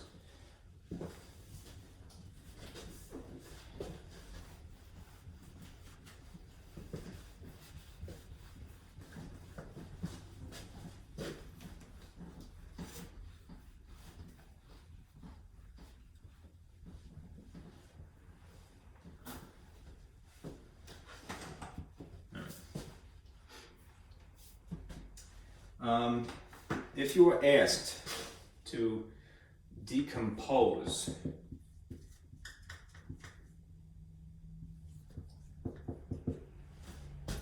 a function,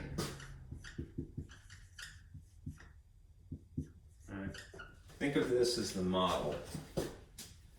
Use this model.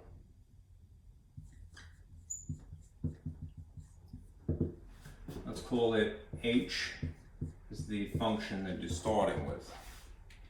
And what you will do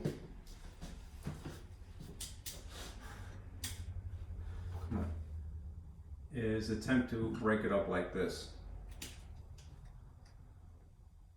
I think green.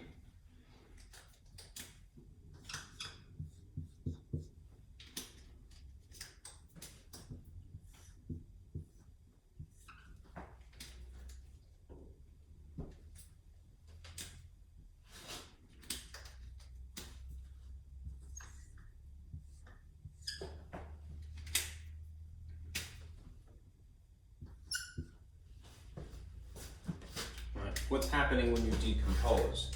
You basically take a function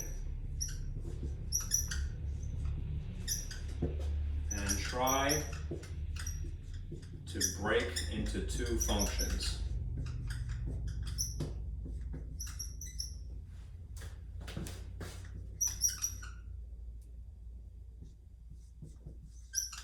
Right, and this is the model, right? One would be inside of the other, right? So it doesn't have to be g of x or f of x, but on the outside, but I think it would just be easy to go with fog. Right. Fog. Okay. All right. To this effect, I would say look for outstanding features.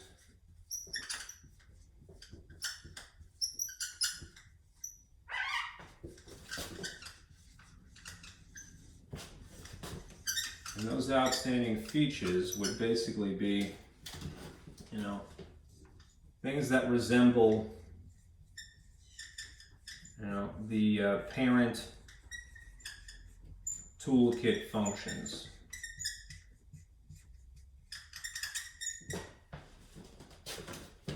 So what would be useful, you may have to tweak it slightly. There's probably more than one way to do a problem like this, but as long as it's reasonable. Here's what I would have on hand, all right? This table, all right, of the toolkit functions. All right, for right now, it's just 7 of them. All right. The 7 toolkit functions. All right. So I'm going to point to them right now, but I did allude to this a while ago. Not these 2, not exponential, not logarithmic, because those are transcendental functions. That's later in the semester. So basically, this slew of 7, right? Absolute value, cubic, cube root, reciprocal, linear really, quadratic really, square root, right? These 7.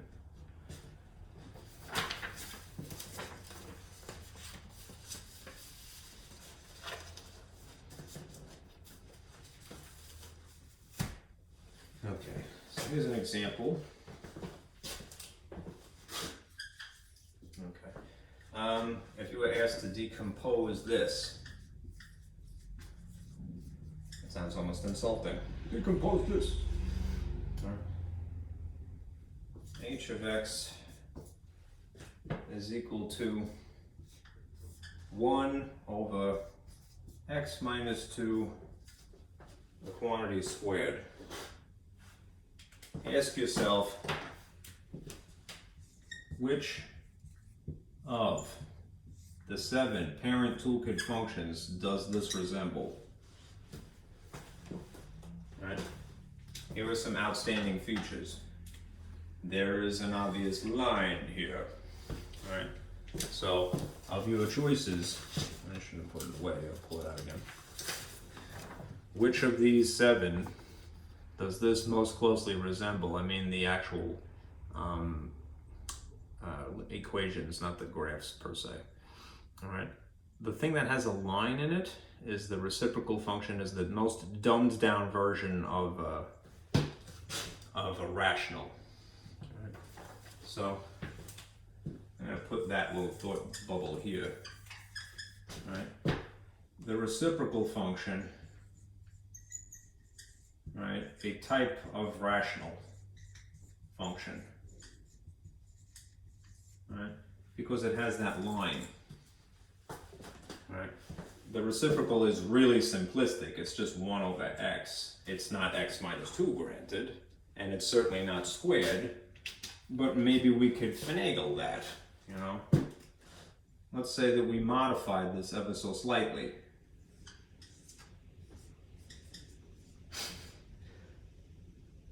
Modded. Just not a weird thought. You know, when you're a kid, you watch cartoons, right? And there's always a commercial or something for toys, you know. I remember the commercials always being like, you know, they'd be like some Matchbox cars or Hot Wheels or something, you know, and they say, you can mod them, you know, which was basically add parts to them somehow. Well, that is essentially what's going to happen here. I'm going to add parts to this, all right? If I mod this, all right, extreme, right, I'm just going to make it more closely resemble, without breaking my neck, something that we have here, all right? There is an extra feature, but notice the parentheses. I could do that, all right? All right. Then there's the guts, all right? Of course, all right? Which does this most closely resemble? Well, if you analyze it, it's not quadratic itself, if you're just paying attention to the guts here. Right, it's a degree 1, right? So it's a more complicated version, all right, of identity or linear. Identity is just x, you know, degree 1, right? If I modded it slightly,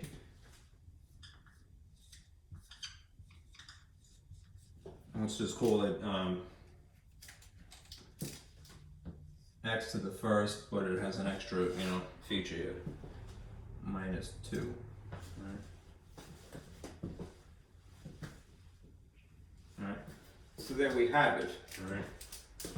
F of x is the outermost outer. So our function would be. Let me put this down for a minute.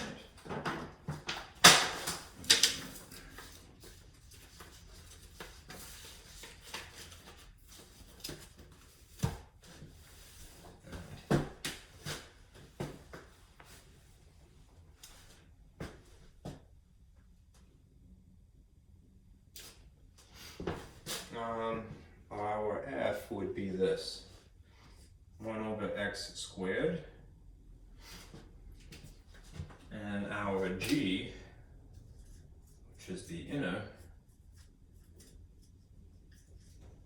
would just be this, x minus 2.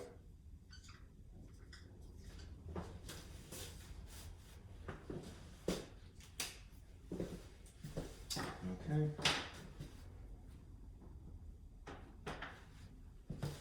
All right, what you could do is check it once you've figured out what you think that it is. All right, so let me just add that here to prove that this is correct. To prove that our assumptions that this is what the f would have to be and this is what the g would have to be. Let's verify.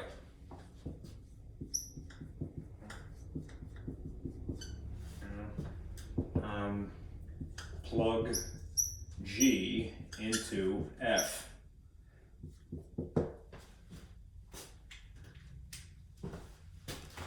So if in fact, all right, h is fog, f and g of x, and then I'm going to do exactly that, right, and see if it works. And if this is established as being 1 over x minus 2 squared, once I do this, it should resemble this.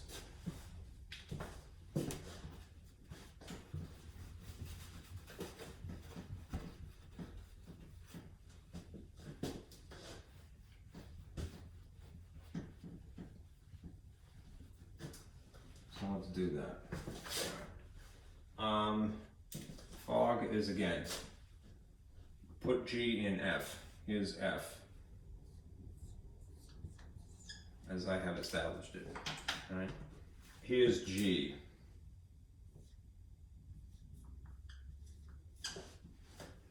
Does this resemble what it is? Yes. So it's correct decomposition. Okay. All right. Now, section 3.7.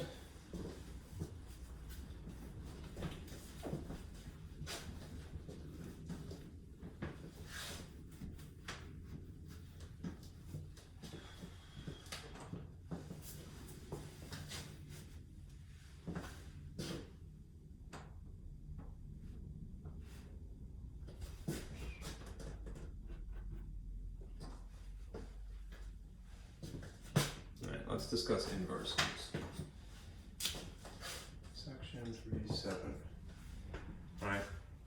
Remember this. I gave you a diagram a while back. That in the subject of algebra, all right, there is this concept we have known as relations. All right. And relations are any set of x's and y's. Right. It's not too specific, it's a very general thing. A slightly more specific example of a relation would be the functions. And they have a slightly stricter definition, which is basically this. It's a relation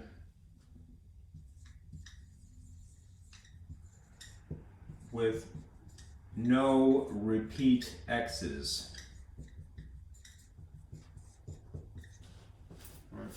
Well, there's one slightly more strict case, which I had alluded to last time I mentioned this.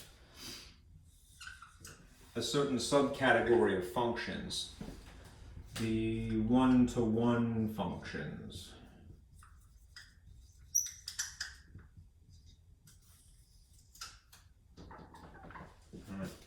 And this is the most strict of all. This is it's a function, which means it's a relation,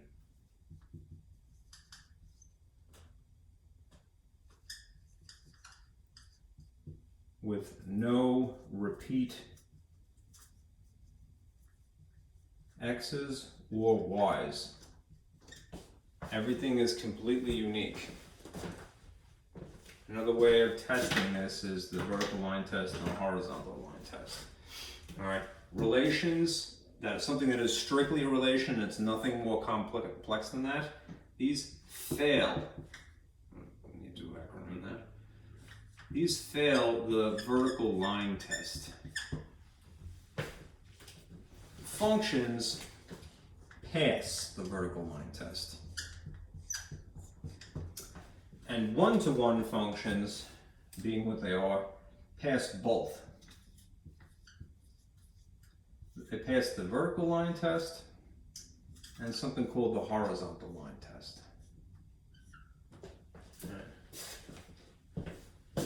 Both. Okay. The reason that a person ultimately cares about any of these, right, is that we care because the drawings would be affected.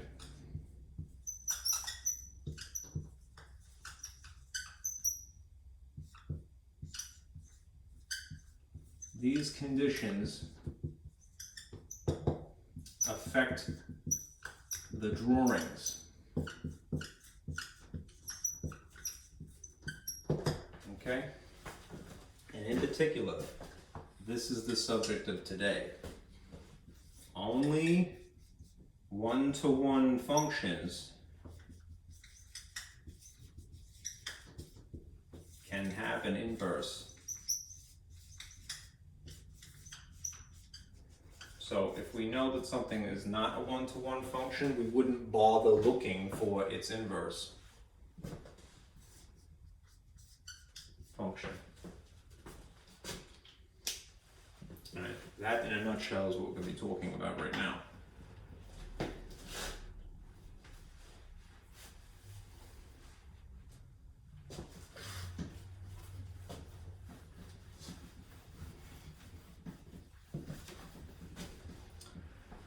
Let me get a sip of water.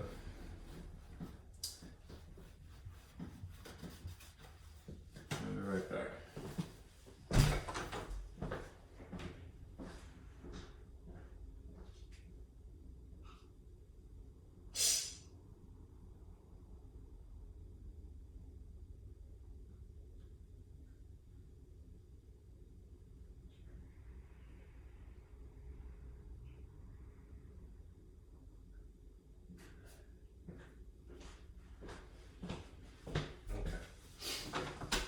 I also ate a little bit of bagel. Okay, sorry, hungry. I'm kind of getting stupid now because I'm just talking for too long.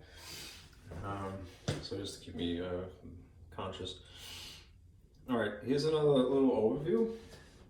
All right, how we would find it. All right.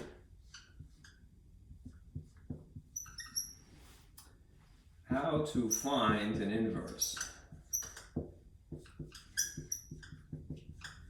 And again, this is the notation for an inverse. It's a type of function, right? But they put this little superscript of -1 just to distinguish it from a regular function.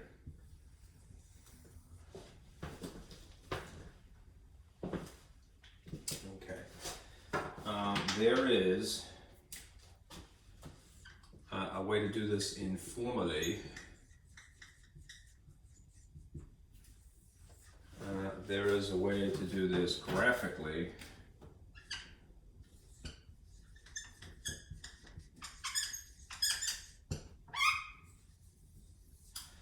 And there is a way to do this algebraically.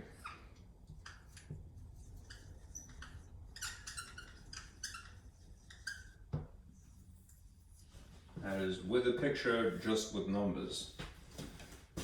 Okay. The informal way of looking for these is to test something about them. Right? Remember this phrase, right? One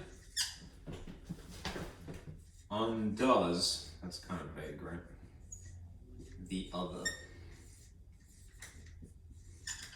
But it's informal. It's still true, right? In other words, the composites of these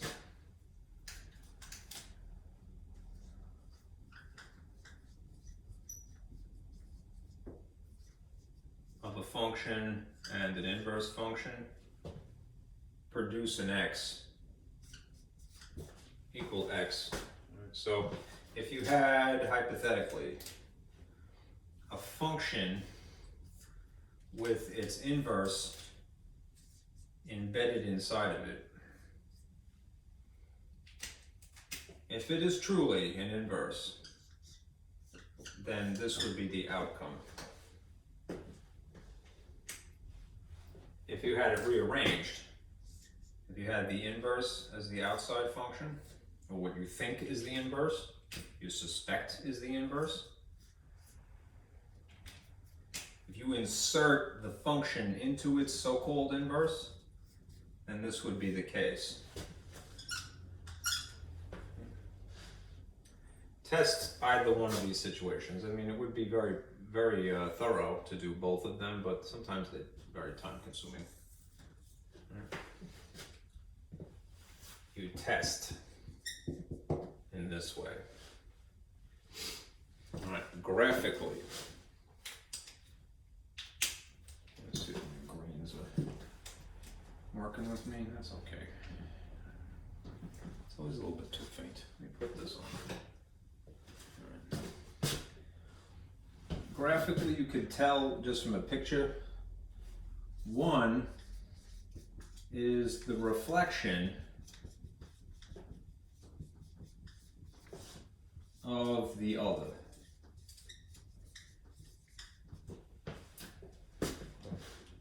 That is to say that the inverse looks like the function reflected over the diagonal line y equals x. Right. That would be referred to, remember, if in fact it is a reflection, an axis of symmetry.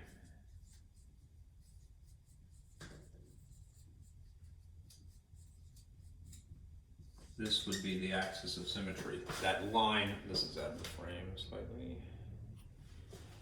This would be the axis of symmetry, that diagonal line. Something that looks like that.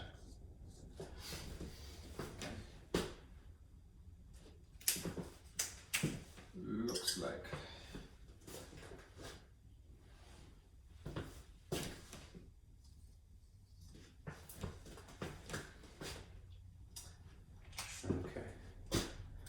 One other thing I should probably add about this, and I'll just kind of squeak it in here. This is true in every instance. When you have an inverse,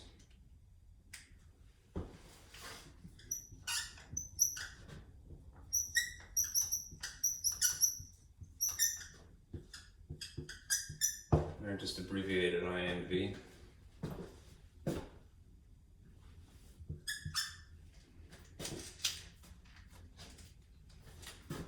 The domain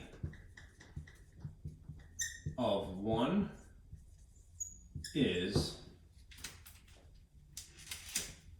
the range of the other, and vice versa.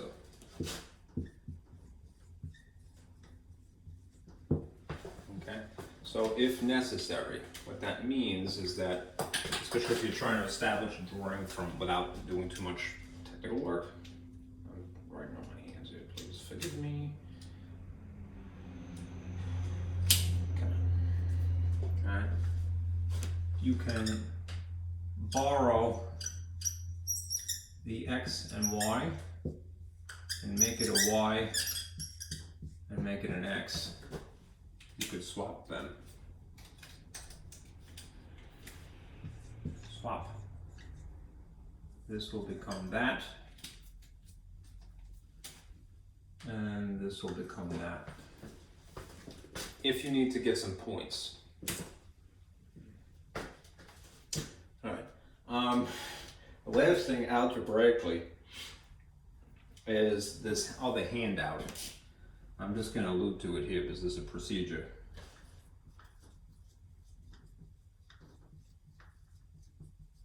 This is on my, I hate to say this, but it's my SpongeBob handout.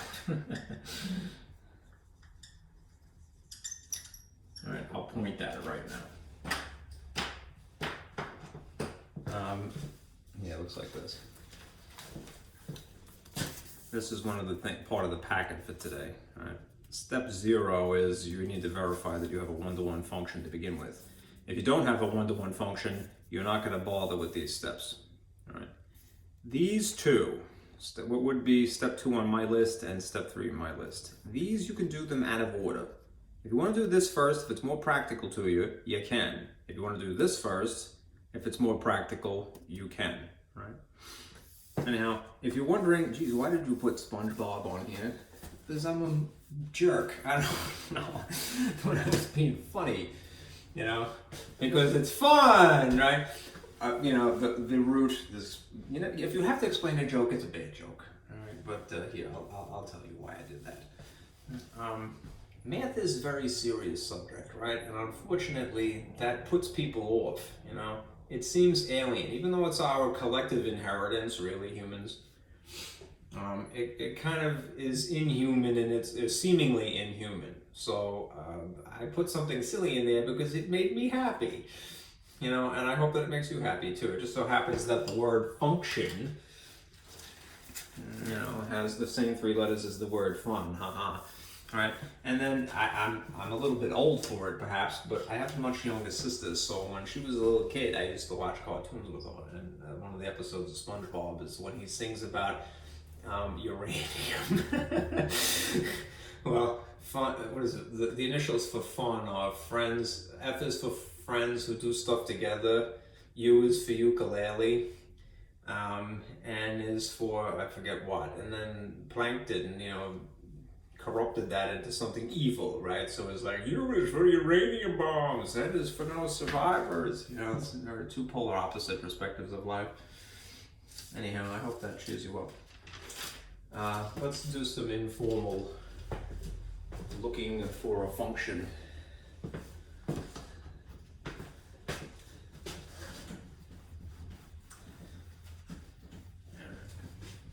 This is the plan. Do it each of these 3 ways, and then we will stop.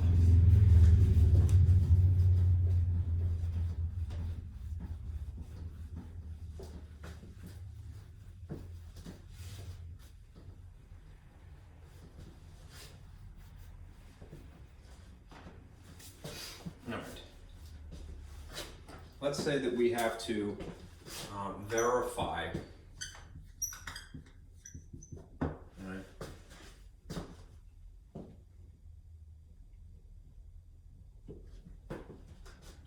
That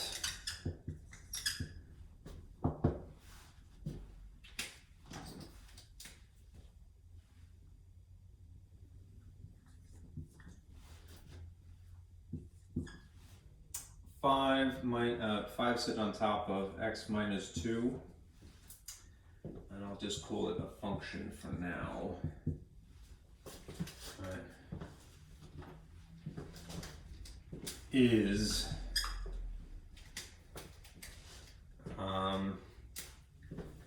the inverse of this other function,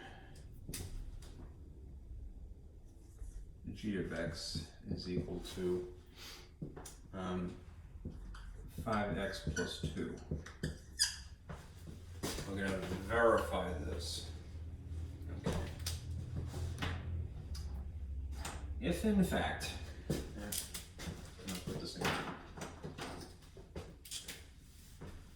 If the red thing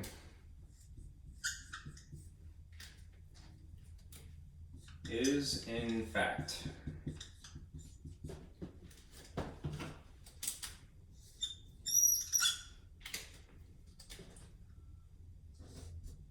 an inverse function of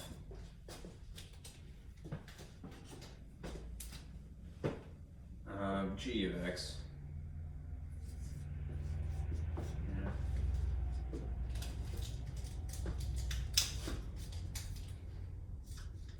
then according to our established formalities, comprising one inside the other should produce x as an answer.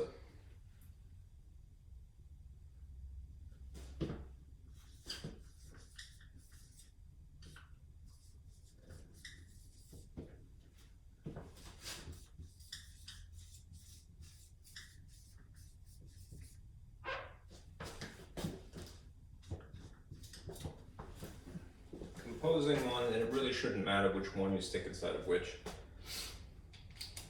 To adapt what I had done, let's say we take this. And remember that this is one of our models here. Here's the model. F.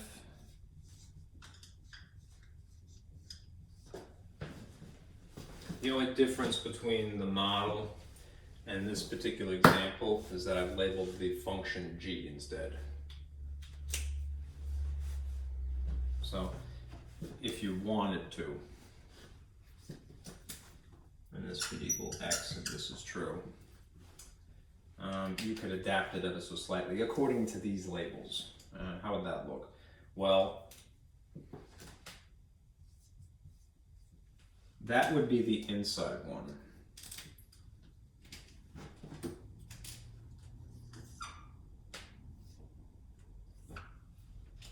And that would be the outside one. And this should be the end result of doing that. Because if this function is in fact an inverse, so it would have that superscript of the blue thing, and composing these should produce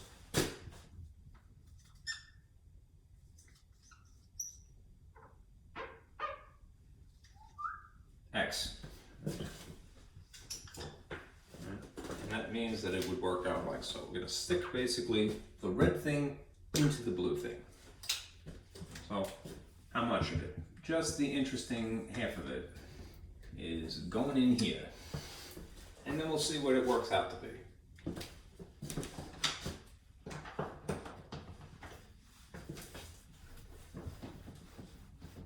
I need the space.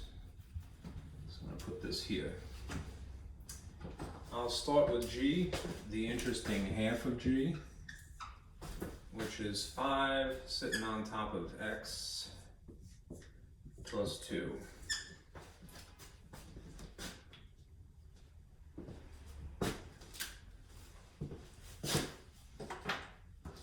And then I will stick what is in red in here. So it will be 5 sitting on top of x minus 2. It's an expression, so I have to sort of pull tricks here to simplify. I'm going to try to simplify.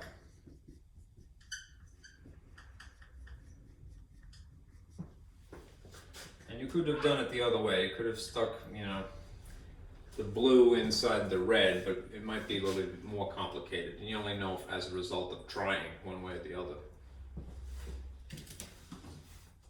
This is this, this is this, hopefully.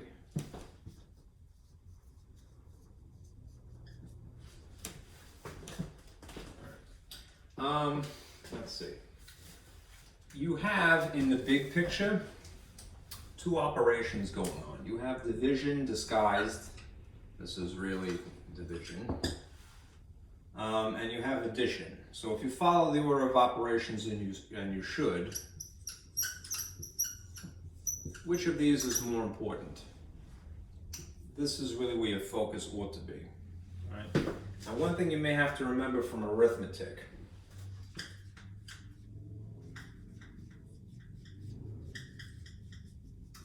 is this old sort of technique.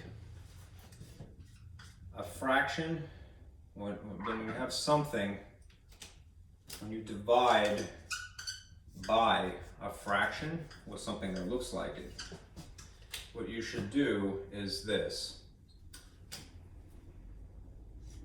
Keep, change, flip. Right? That means keep the first thing exactly as you seek it, as you see it. You change the division, somewhat ironically, to multiplication. And then you use the reciprocal to do that. So you're going to flip the second thing. Because of the way that this is oriented, I need the space, I'm going to erase this.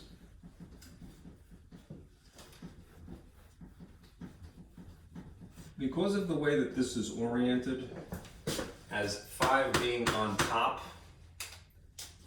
that's the first thing, right?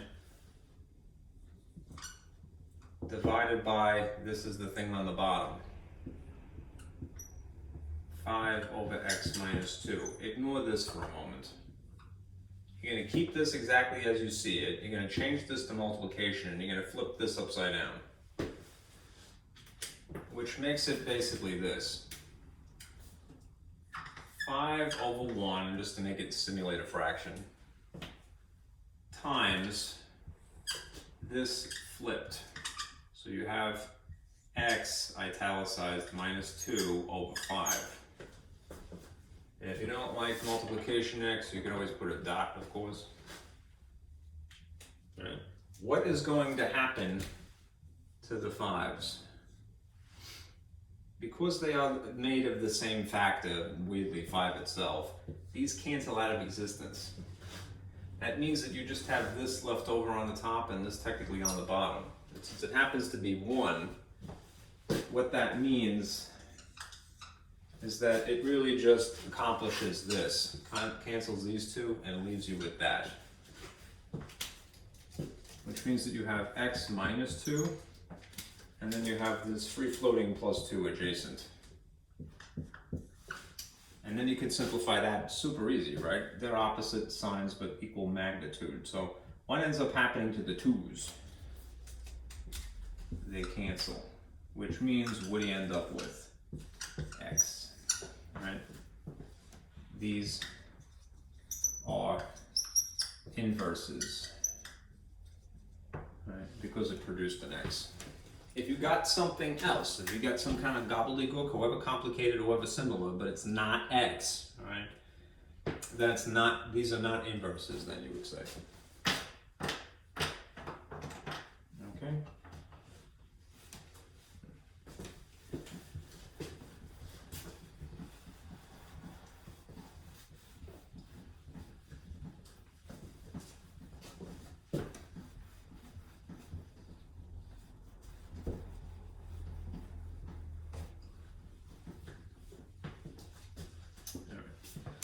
Let's do one graphically, and you can employ a calculator in the process here.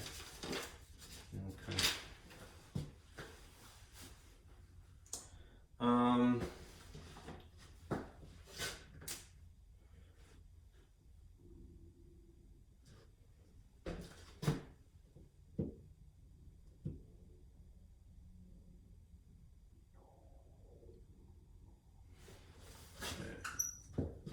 Graph and verify their inverses. I may have to pull out the other board. Alright, just trying to keep myself out of trouble here. Perhaps I could just use this. I don't want my ledge to fall over.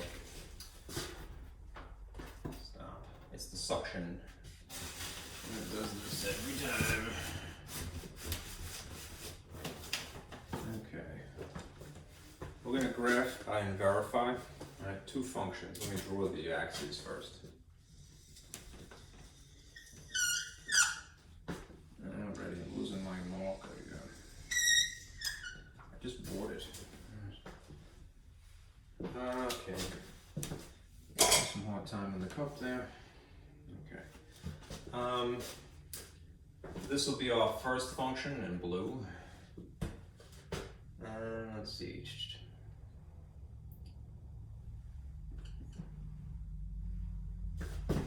Sorry. 2x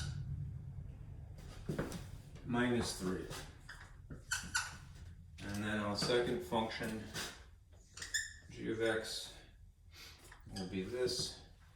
1/2 times the quantity, x plus 3. I mean, not that much of a graph anyway. Okay. If you're doing it by hand, it's not complicated, right?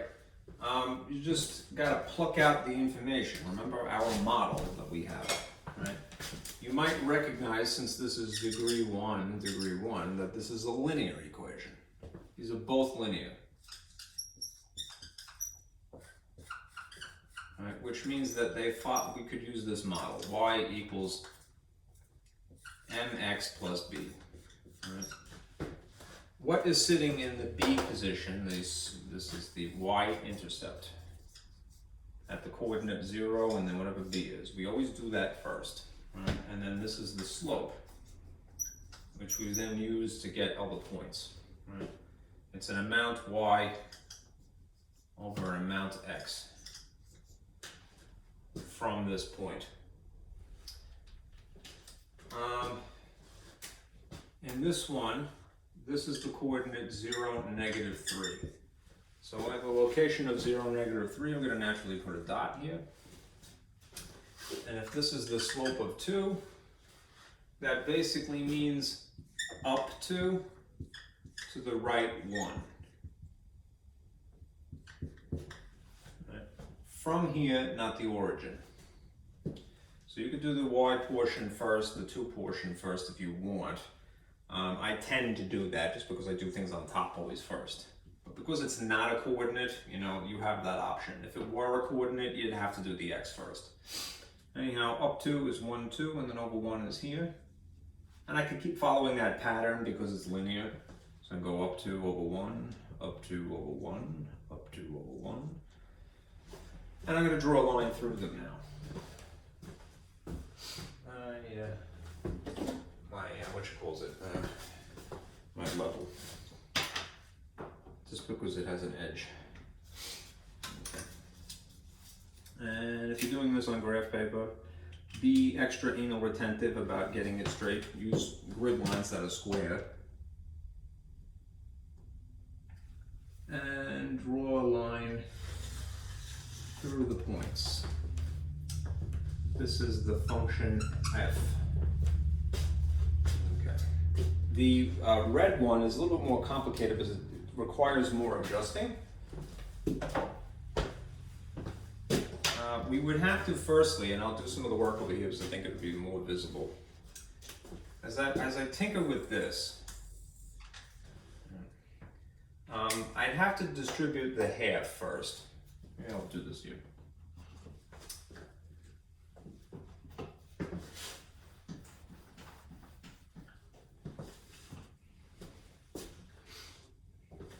If you distribute a half to this and a half to this to get rid of the parentheses so that it more closely resembles y equals mx plus b.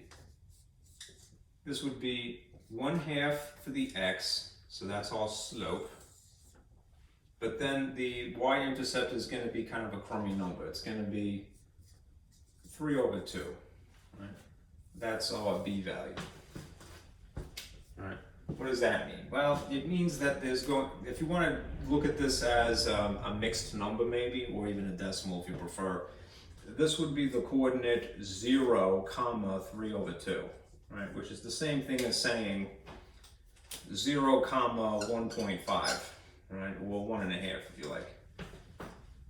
We should always start with that. So I'm going to go over to the graph here and put a dot at 0, 1.5. 0, 1.5 would be somewhere in between the increment of 2 and the increment of 1, which would be a dot here. And I should be trying to be careful about it. Okay. From there, I'm going to go up 1. And over to the right 2, because of the slope. So up 1 is again halfway, just here. And then over 2 is 1, 2. And if it is indeed linear, and it would seem to be because of its degree, I could keep following that pattern. And I'm going to just do a couple of minutes. 2 points is the minimum. Right? So up 1 over 2, up 1 over 2, up 1 over 2, and it goes like that into infinity. So I will now put a line through these very carefully. And again, if you're doing this by hand, you really should try to be as anal about it as possible because you're trying to prove that this is an inverse or not. Well, these are inverses of each other. This would be the line g of x.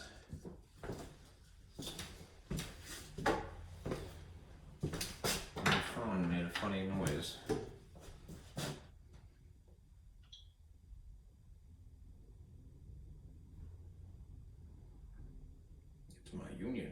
Okay. All right, I don't have time for that. Okay.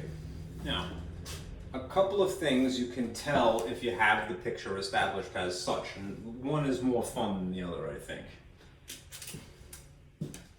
If these are inverses,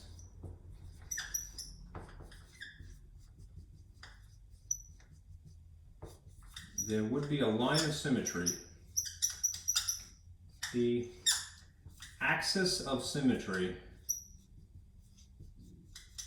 y equals x, and y equals x is a fun line to draw because it's perfect. All right, it's a linear line, and it goes like this. I'm going to do it in black. All right, it's 1 by 1 by 1 by 1 by 1, right? Because of the nature of the simplicity of that linear equation. It's an identity, right? So it would be a dot here, here, here, there, forever and ever and ever, and backward. And I'm going to draw, again, a line through it. And you'll see the interesting effect here.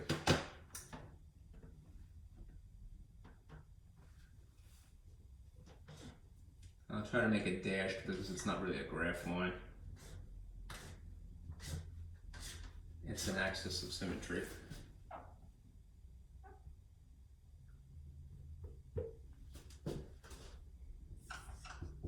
This is the axis of symmetry. Y equals x. Every function would have to, that is, if they are in fact inverses, would have to have this axis of symmetry between them.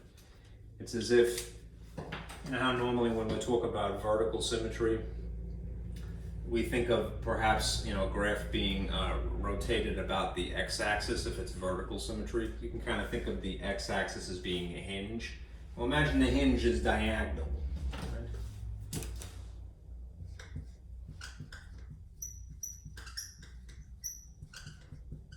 All right, or you could say it's kind of like a mirror. Right? And on this side, it's exactly the opposite. Now look at the points here. As long as the lines are where they're supposed to be, right? That's a pretty good bet, just kind of staring at it superficially. Yeah, that looks like a reflection, right? Yeah, it's crossing it, but it doesn't matter, right? That seems to be a reflection, right? This is diagonal. If you're not convinced, examine the minutiae, look at the fine details. What would also be true is that the x values would be swapped with the y values.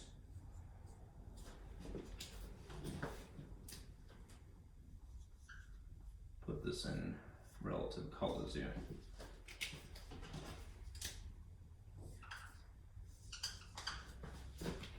Okay, so let's see if we got something like right on a coordinate grid lines. Right, we have a point right here. What is the coordinates of that point? It would be, if you read this 2 increments, it would be 2, 1. All right. If in fact the other line is an inverse of the blue line, the red line, the red line. If the blue line and the red line are inverses, if you examine the red line's coordinates, they should have these things switched. Now let's go over there and see if we have a dot right on this line here. Up 1 over 2. Notice that the coordinates here are 1, 2, and the coordinates here are 2, 1. All right, I check another set because 2 dots minimum per line, right? What about this blue dot here? This is right on a grid line. 1, 2, 3, 4. 1, 2, 3, 4, 5. So this would be the coordinate 4, 5. If in fact these are inverses, the second one would be these two things switched, the red line. 1, 2, 3, 4, 5. Let me see if I go up 4. 1, 2, 3, 4. Yep, there we go. 5, 4. All right. You need 2 dots per line to establish its slope, basically. And it's good to compare them in pairs like so. All right, so these are definitely inverses.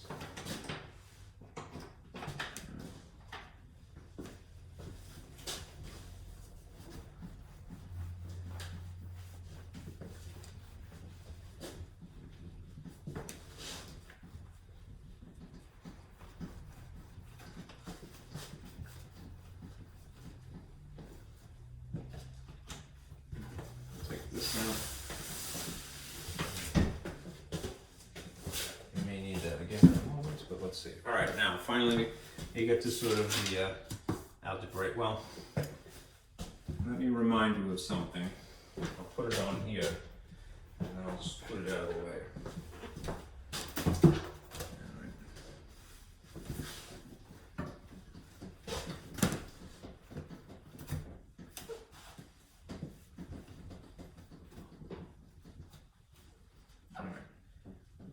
If you needed to graphically verify that something is an inverse, right? Let's have some passes here.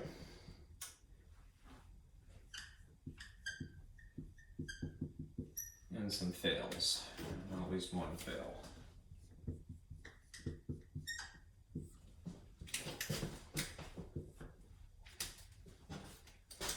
The vertical line test, and then something that verifies the horizontal line test. All right.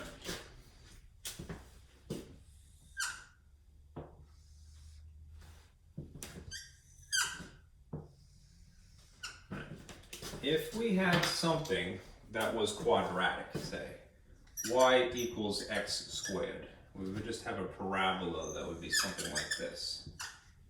This is something that if you drew vertical lines through it, no matter where you did, right, it would only be one point intersection per line. This is indeed pass, right? Which means what? It means that this is a function.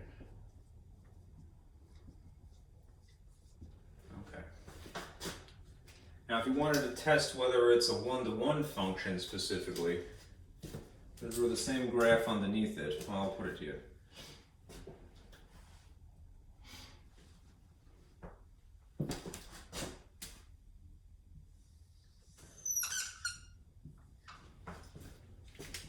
If you try the horizontal line test, it's very similar. I'll use green.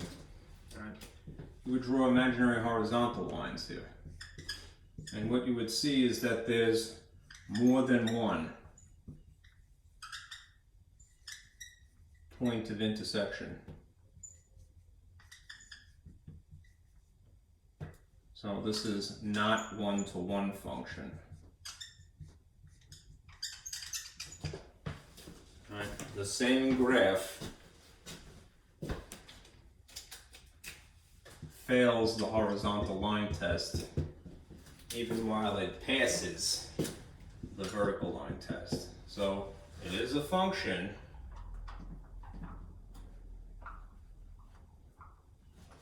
right, but it's not a one-to-one function. Not. Now, what would actually pass a one-to-one function? Sometimes you have to employ a restriction.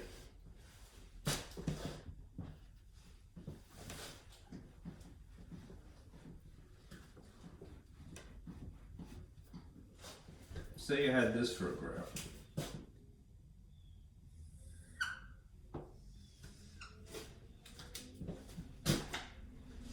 Suppose you had a graph that was more or less a sideways parabola. This is y equals the square root of x, right? Assuming that you're just going to go with the positives. Right? The outcome of the square root is limited to the positives. Right? In this case,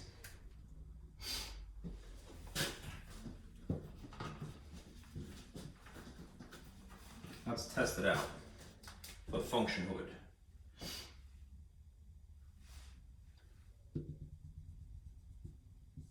This would pass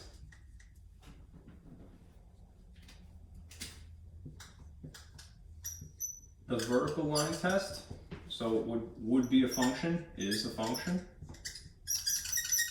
All right. Let's see what would happen if I tried the horizontal line test.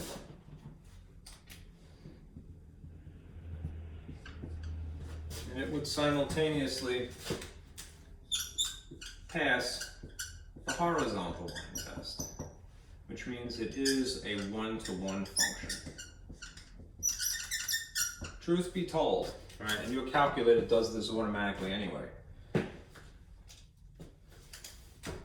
Normally, the outcome of square root is that it's a positive or a negative, which means that the y's would be negative, which means that you'd have the rest of this. All right, it would be a sideways parabola, basically.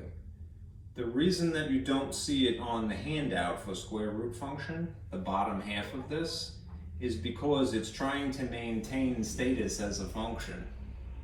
And only by erasing the bottom half of the parabola, that is not allowing the negatives, all right, can we cut the mustard here. So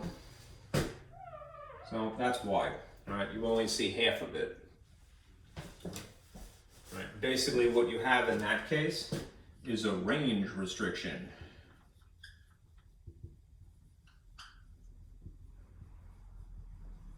Right.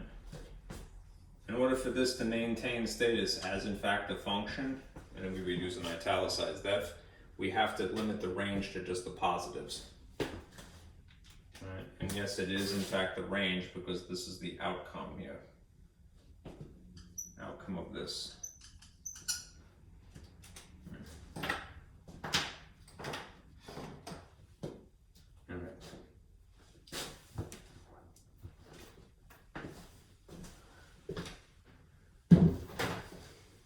Finally, I'm sorry I keep saying that, but it's not true. Let's find an inverse from scratch. All right.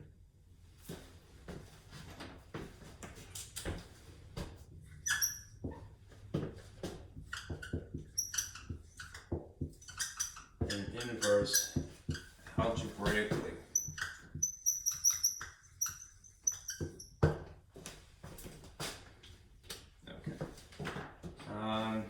This is where, again, you would use that handout that is like so. Start with, well, is it one-to-one?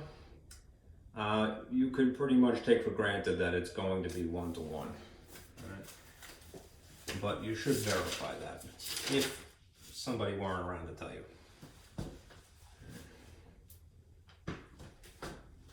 Yeah. So we're going to find an inverse algebraically. And an inverse, remember, would be notated like that. All right, of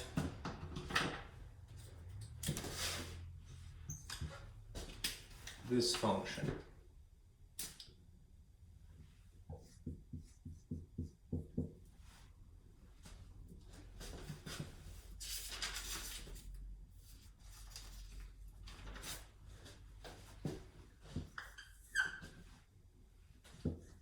X minus 3.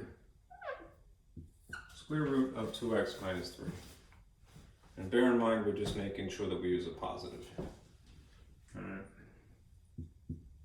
A square root function, first of all, a square root of x would be indeed a function, right? As long as we have a range restriction, which would make sure that this is a positive outcome. No negative y's, basically. Okay, so again, 0, all right, verify that it is one-to-one. And in this case, I would use your TI-83, 84 calculator. Type that in, see what the picture looks like. And then from that, you can tell if it passes the vertical line test or the horizontal line test. So let's do that now.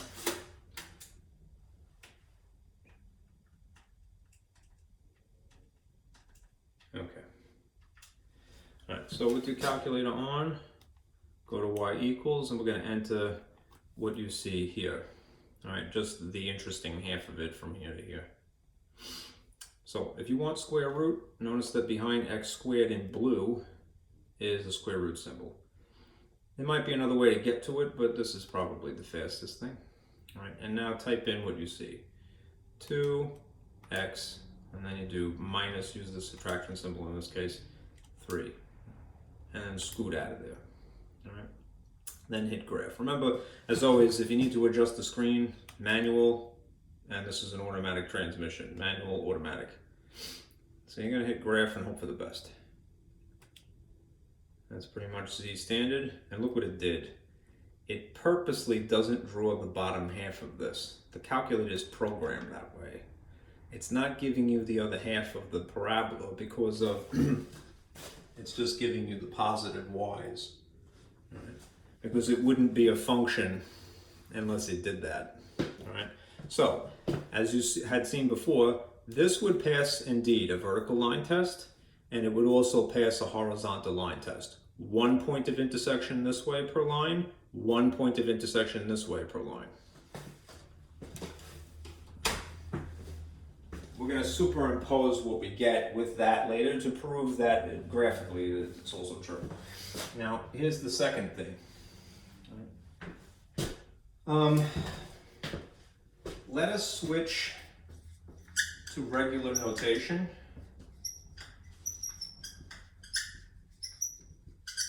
So if this is f of x, that's function notation. Let's just call it y instead equals the square root of 2x minus 3. Now, as I mentioned before, these two steps, step 2 and step 3, are really, you could do them in swapped order, but here's what I would do, right? For this problem at least. Solve for x instead. Which means that, see how it said solve for y? You have to get x out of here, right? Move all the junk around it. And you know how to do that, right? If you wanted to cancel out this square root symbol, you would have to perform opposite operations, right? You just got to be consistent and do it to both sides. What's the opposite of square root? Squaring. And if I did that here, my hands are tied. I'm obligated to do it here for the sake of balancing. That's the beauty of algebra, right? You can get away with so much if you're just consistent. Right? The effect is that this rips the roof off and exposes the hurricane victims here, sorry to say. And you end up with this, 2x minus 3, and this is now y squared. Right. Again, we're trying to solve for x, so we got to isolate x.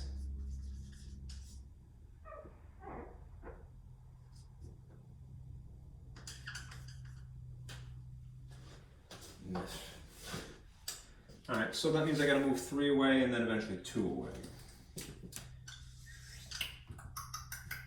I'm going to move 3 by adding 3 and adding 3. And the effect now is that you have this. Y plus 3 on this squared, and that's a funny looking 2, all right, is equal to 2x. Right. And now, last thing is move the 2. So you divide by 2 here, and then you can put it onto both of them simultaneously, or just kind of do it one long bar, same difference. Right. And this is what you have. You have x, because it's alone, is equal to y squared plus 3 over 2. Here is step 3.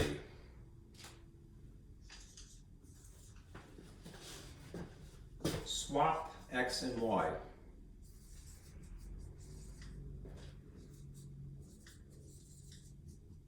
And vice versa. In other words, do this. Where there's an x now, even though you took the time to solve for this, indeed, you're going to make that a y, and you're going to make that an x. Yeah. And then the last thing is switch back to function notation. Funk not. The funk I will. All right. All right. If it's in fact an inverse, and it would have to be because of the procedure that we've just gone through, this is what you would write.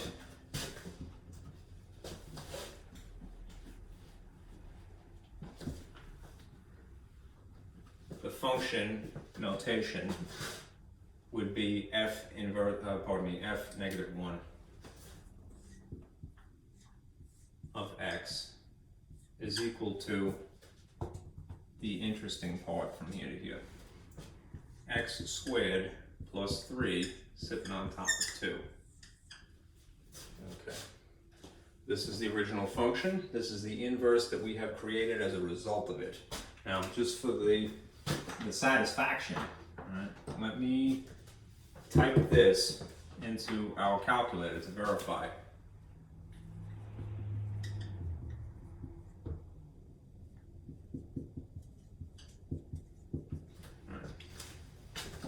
And I may have to adjust the screen, but we'll see. All right. So we have this established already. I'm not going to erase it. I'm just going to enter the second function here. All right. The inverse is predicted to be x squared plus 3. If you wanted to enter it so that it's grouped under a 2, use parentheses. So what you're going to try to enter is basically that. There's a couple of ways to do it, especially since this is a division sign, really. You could parentheses plus 3 divide 2, and that would mean this. Or you could do it in the more satisfying, more intuitive way, which is the fraction style, which I think is nicer. So I'm going to do that now. All right. If you press alpha and then F1, you can get right to n/d. All right. This is provided that you have a calculator that has the alpha button, and then you see the green back choices functions here, and you can get straight to it. Now let's say hypothetically you didn't do that. So I can quit. The old-fashioned way, well, at least if the software is updated, is to go through the math button. This is what I have been telling you to this point. Math, scroll over to num, go down the list, same function. So you want that. And it shows up intuitively at top and a bottom.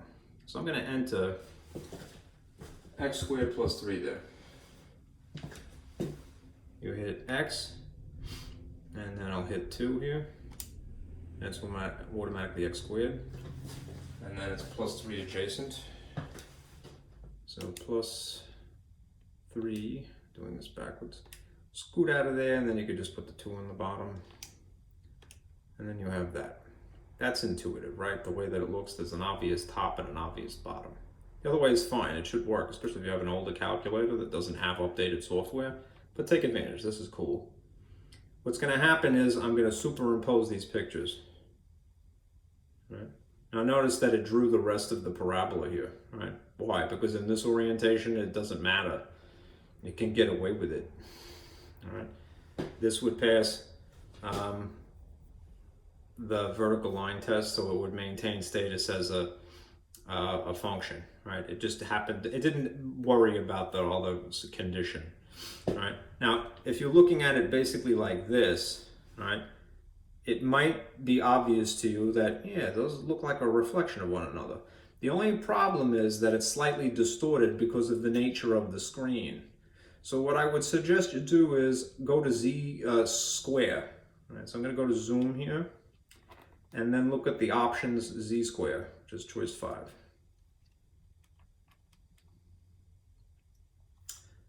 And notice that it will try to adjust the image ever so slightly. It's a little bit more square, the coordinates should be, than otherwise, right? So it would look, in theory, less distorted. I'm purposely obscuring the half of it that would make it seem like it's not the same thing. But they only bothered to draw this again because they're not worried about being a function or not. Okay, now, if again, these are truly inverses, there would be a line of symmetry spitting out of here in between. That would be through y equals x. So I'm going to superimpose that as well. I'll go back to y equals, and as the third option down here, I'm just going to type x and then graph that. And look what happens. It's perfect, right? You can tell, right? That is definitely a reflection, one or the other. Okay. All right. Let's see.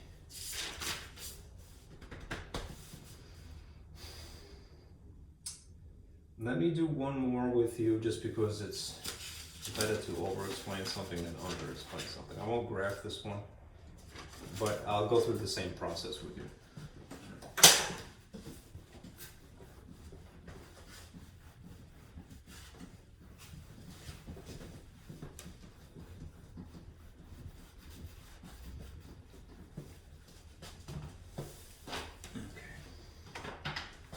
We're going to find the inverse of this.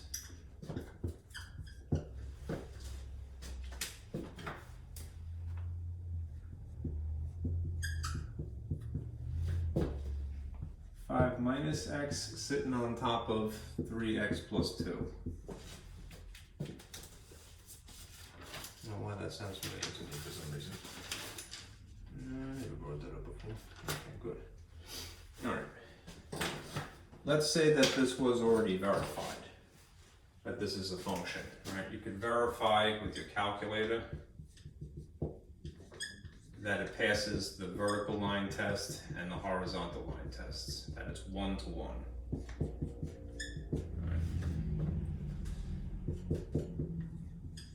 All right. Step number 1, again, write it in regular notation, right, which means that this is going to be y is equal to 5 minus x over 3x plus 2. And then, just for the sake of exploring the options, I'll do 2 and 3, step 2 and 3 out of order. Right? Let's say that you did 3 first, right? And you swap x with y. You can do that if you want, right?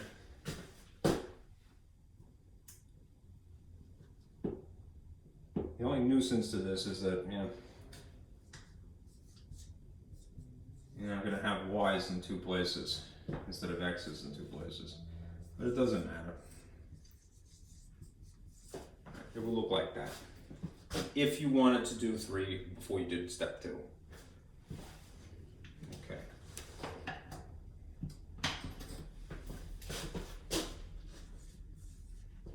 I'm going to solve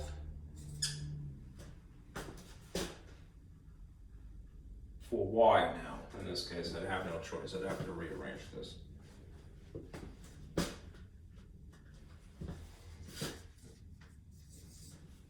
Okay. Because I did 3 already.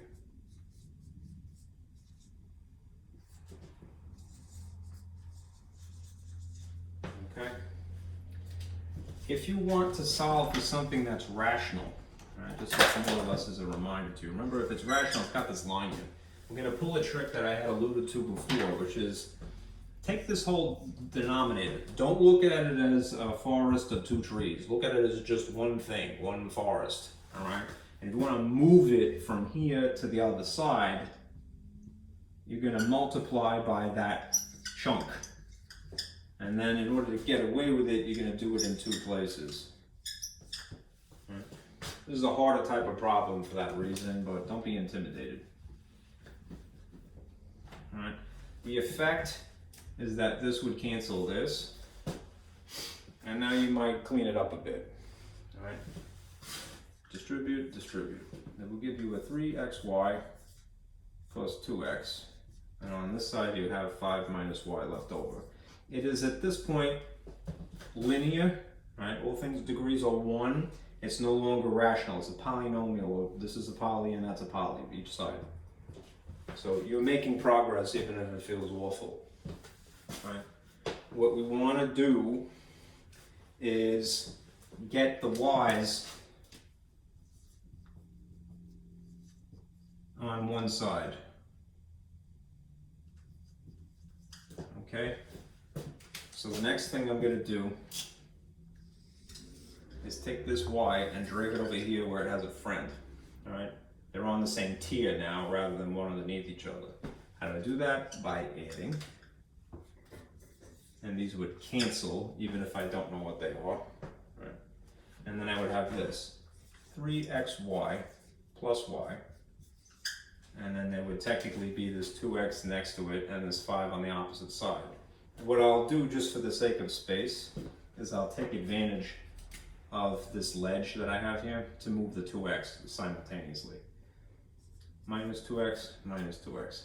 It's not going to be combined with anything, but what I'll have is I'll have x exclusively on one side, and I'll have, well, it is here and here, but don't worry about that.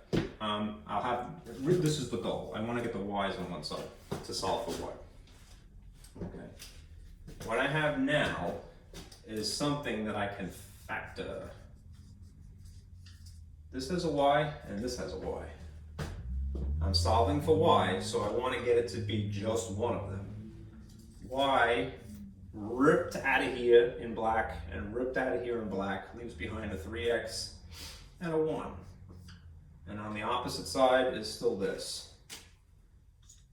the 5 minus 2x. Right?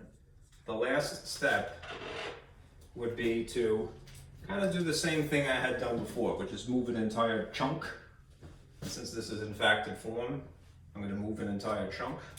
This is being multiplied. I could justify moving this by dividing it. And then do the same thing to the opposite side. All right. That means that the inverse function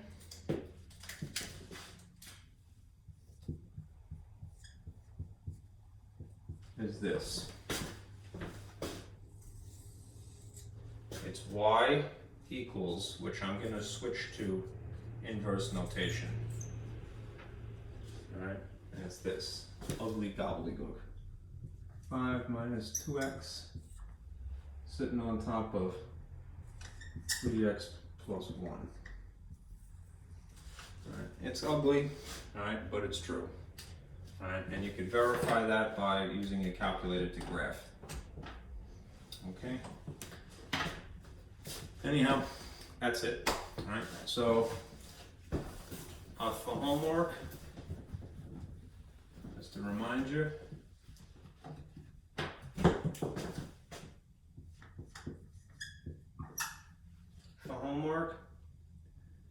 do section 3.4 and 3.7. Today is Thursday.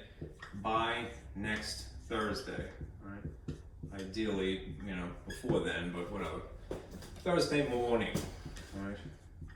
Next week. I always will give you at least a week, I promise. Okay. Now, if you looked at the calendar, you know, point to it. You'll notice that what's coming up next week is test number 1. All right. Now, if we were not remote, right, we'd be in person and I'd give you the test, the paper test. All right. But I have to do one of two things between now and Tuesday. All right. I have to figure out how I could proctor an exam, all right, remotely, so that it is completely honest. All right. Homework, you know, that's always the problem there. All right. But you notice something. I have intentionally made the homework, you know, the more important thing. All right. And in an ideal world, it really should be that way. All right. The bottom line is, I'll tell you about the test on Tuesday. All right. Between now and then, I don't want you to think about it. All right. Do your homework. All right. All right. I will explain test number 2, number 1, on Tuesday, well, Monday night. All right. By Tuesday. All right. I want you to work on these two things. All right. That's more important because that's 50% of your grade, the homework. Okay. The test, I made this already. Okay. But I want you to not block it out of your mind. All right. For right now, I will tell you what's going on with this test. All right. And the conditions of it on Tuesday. All right. Have a good weekend. All right. Be careful out there.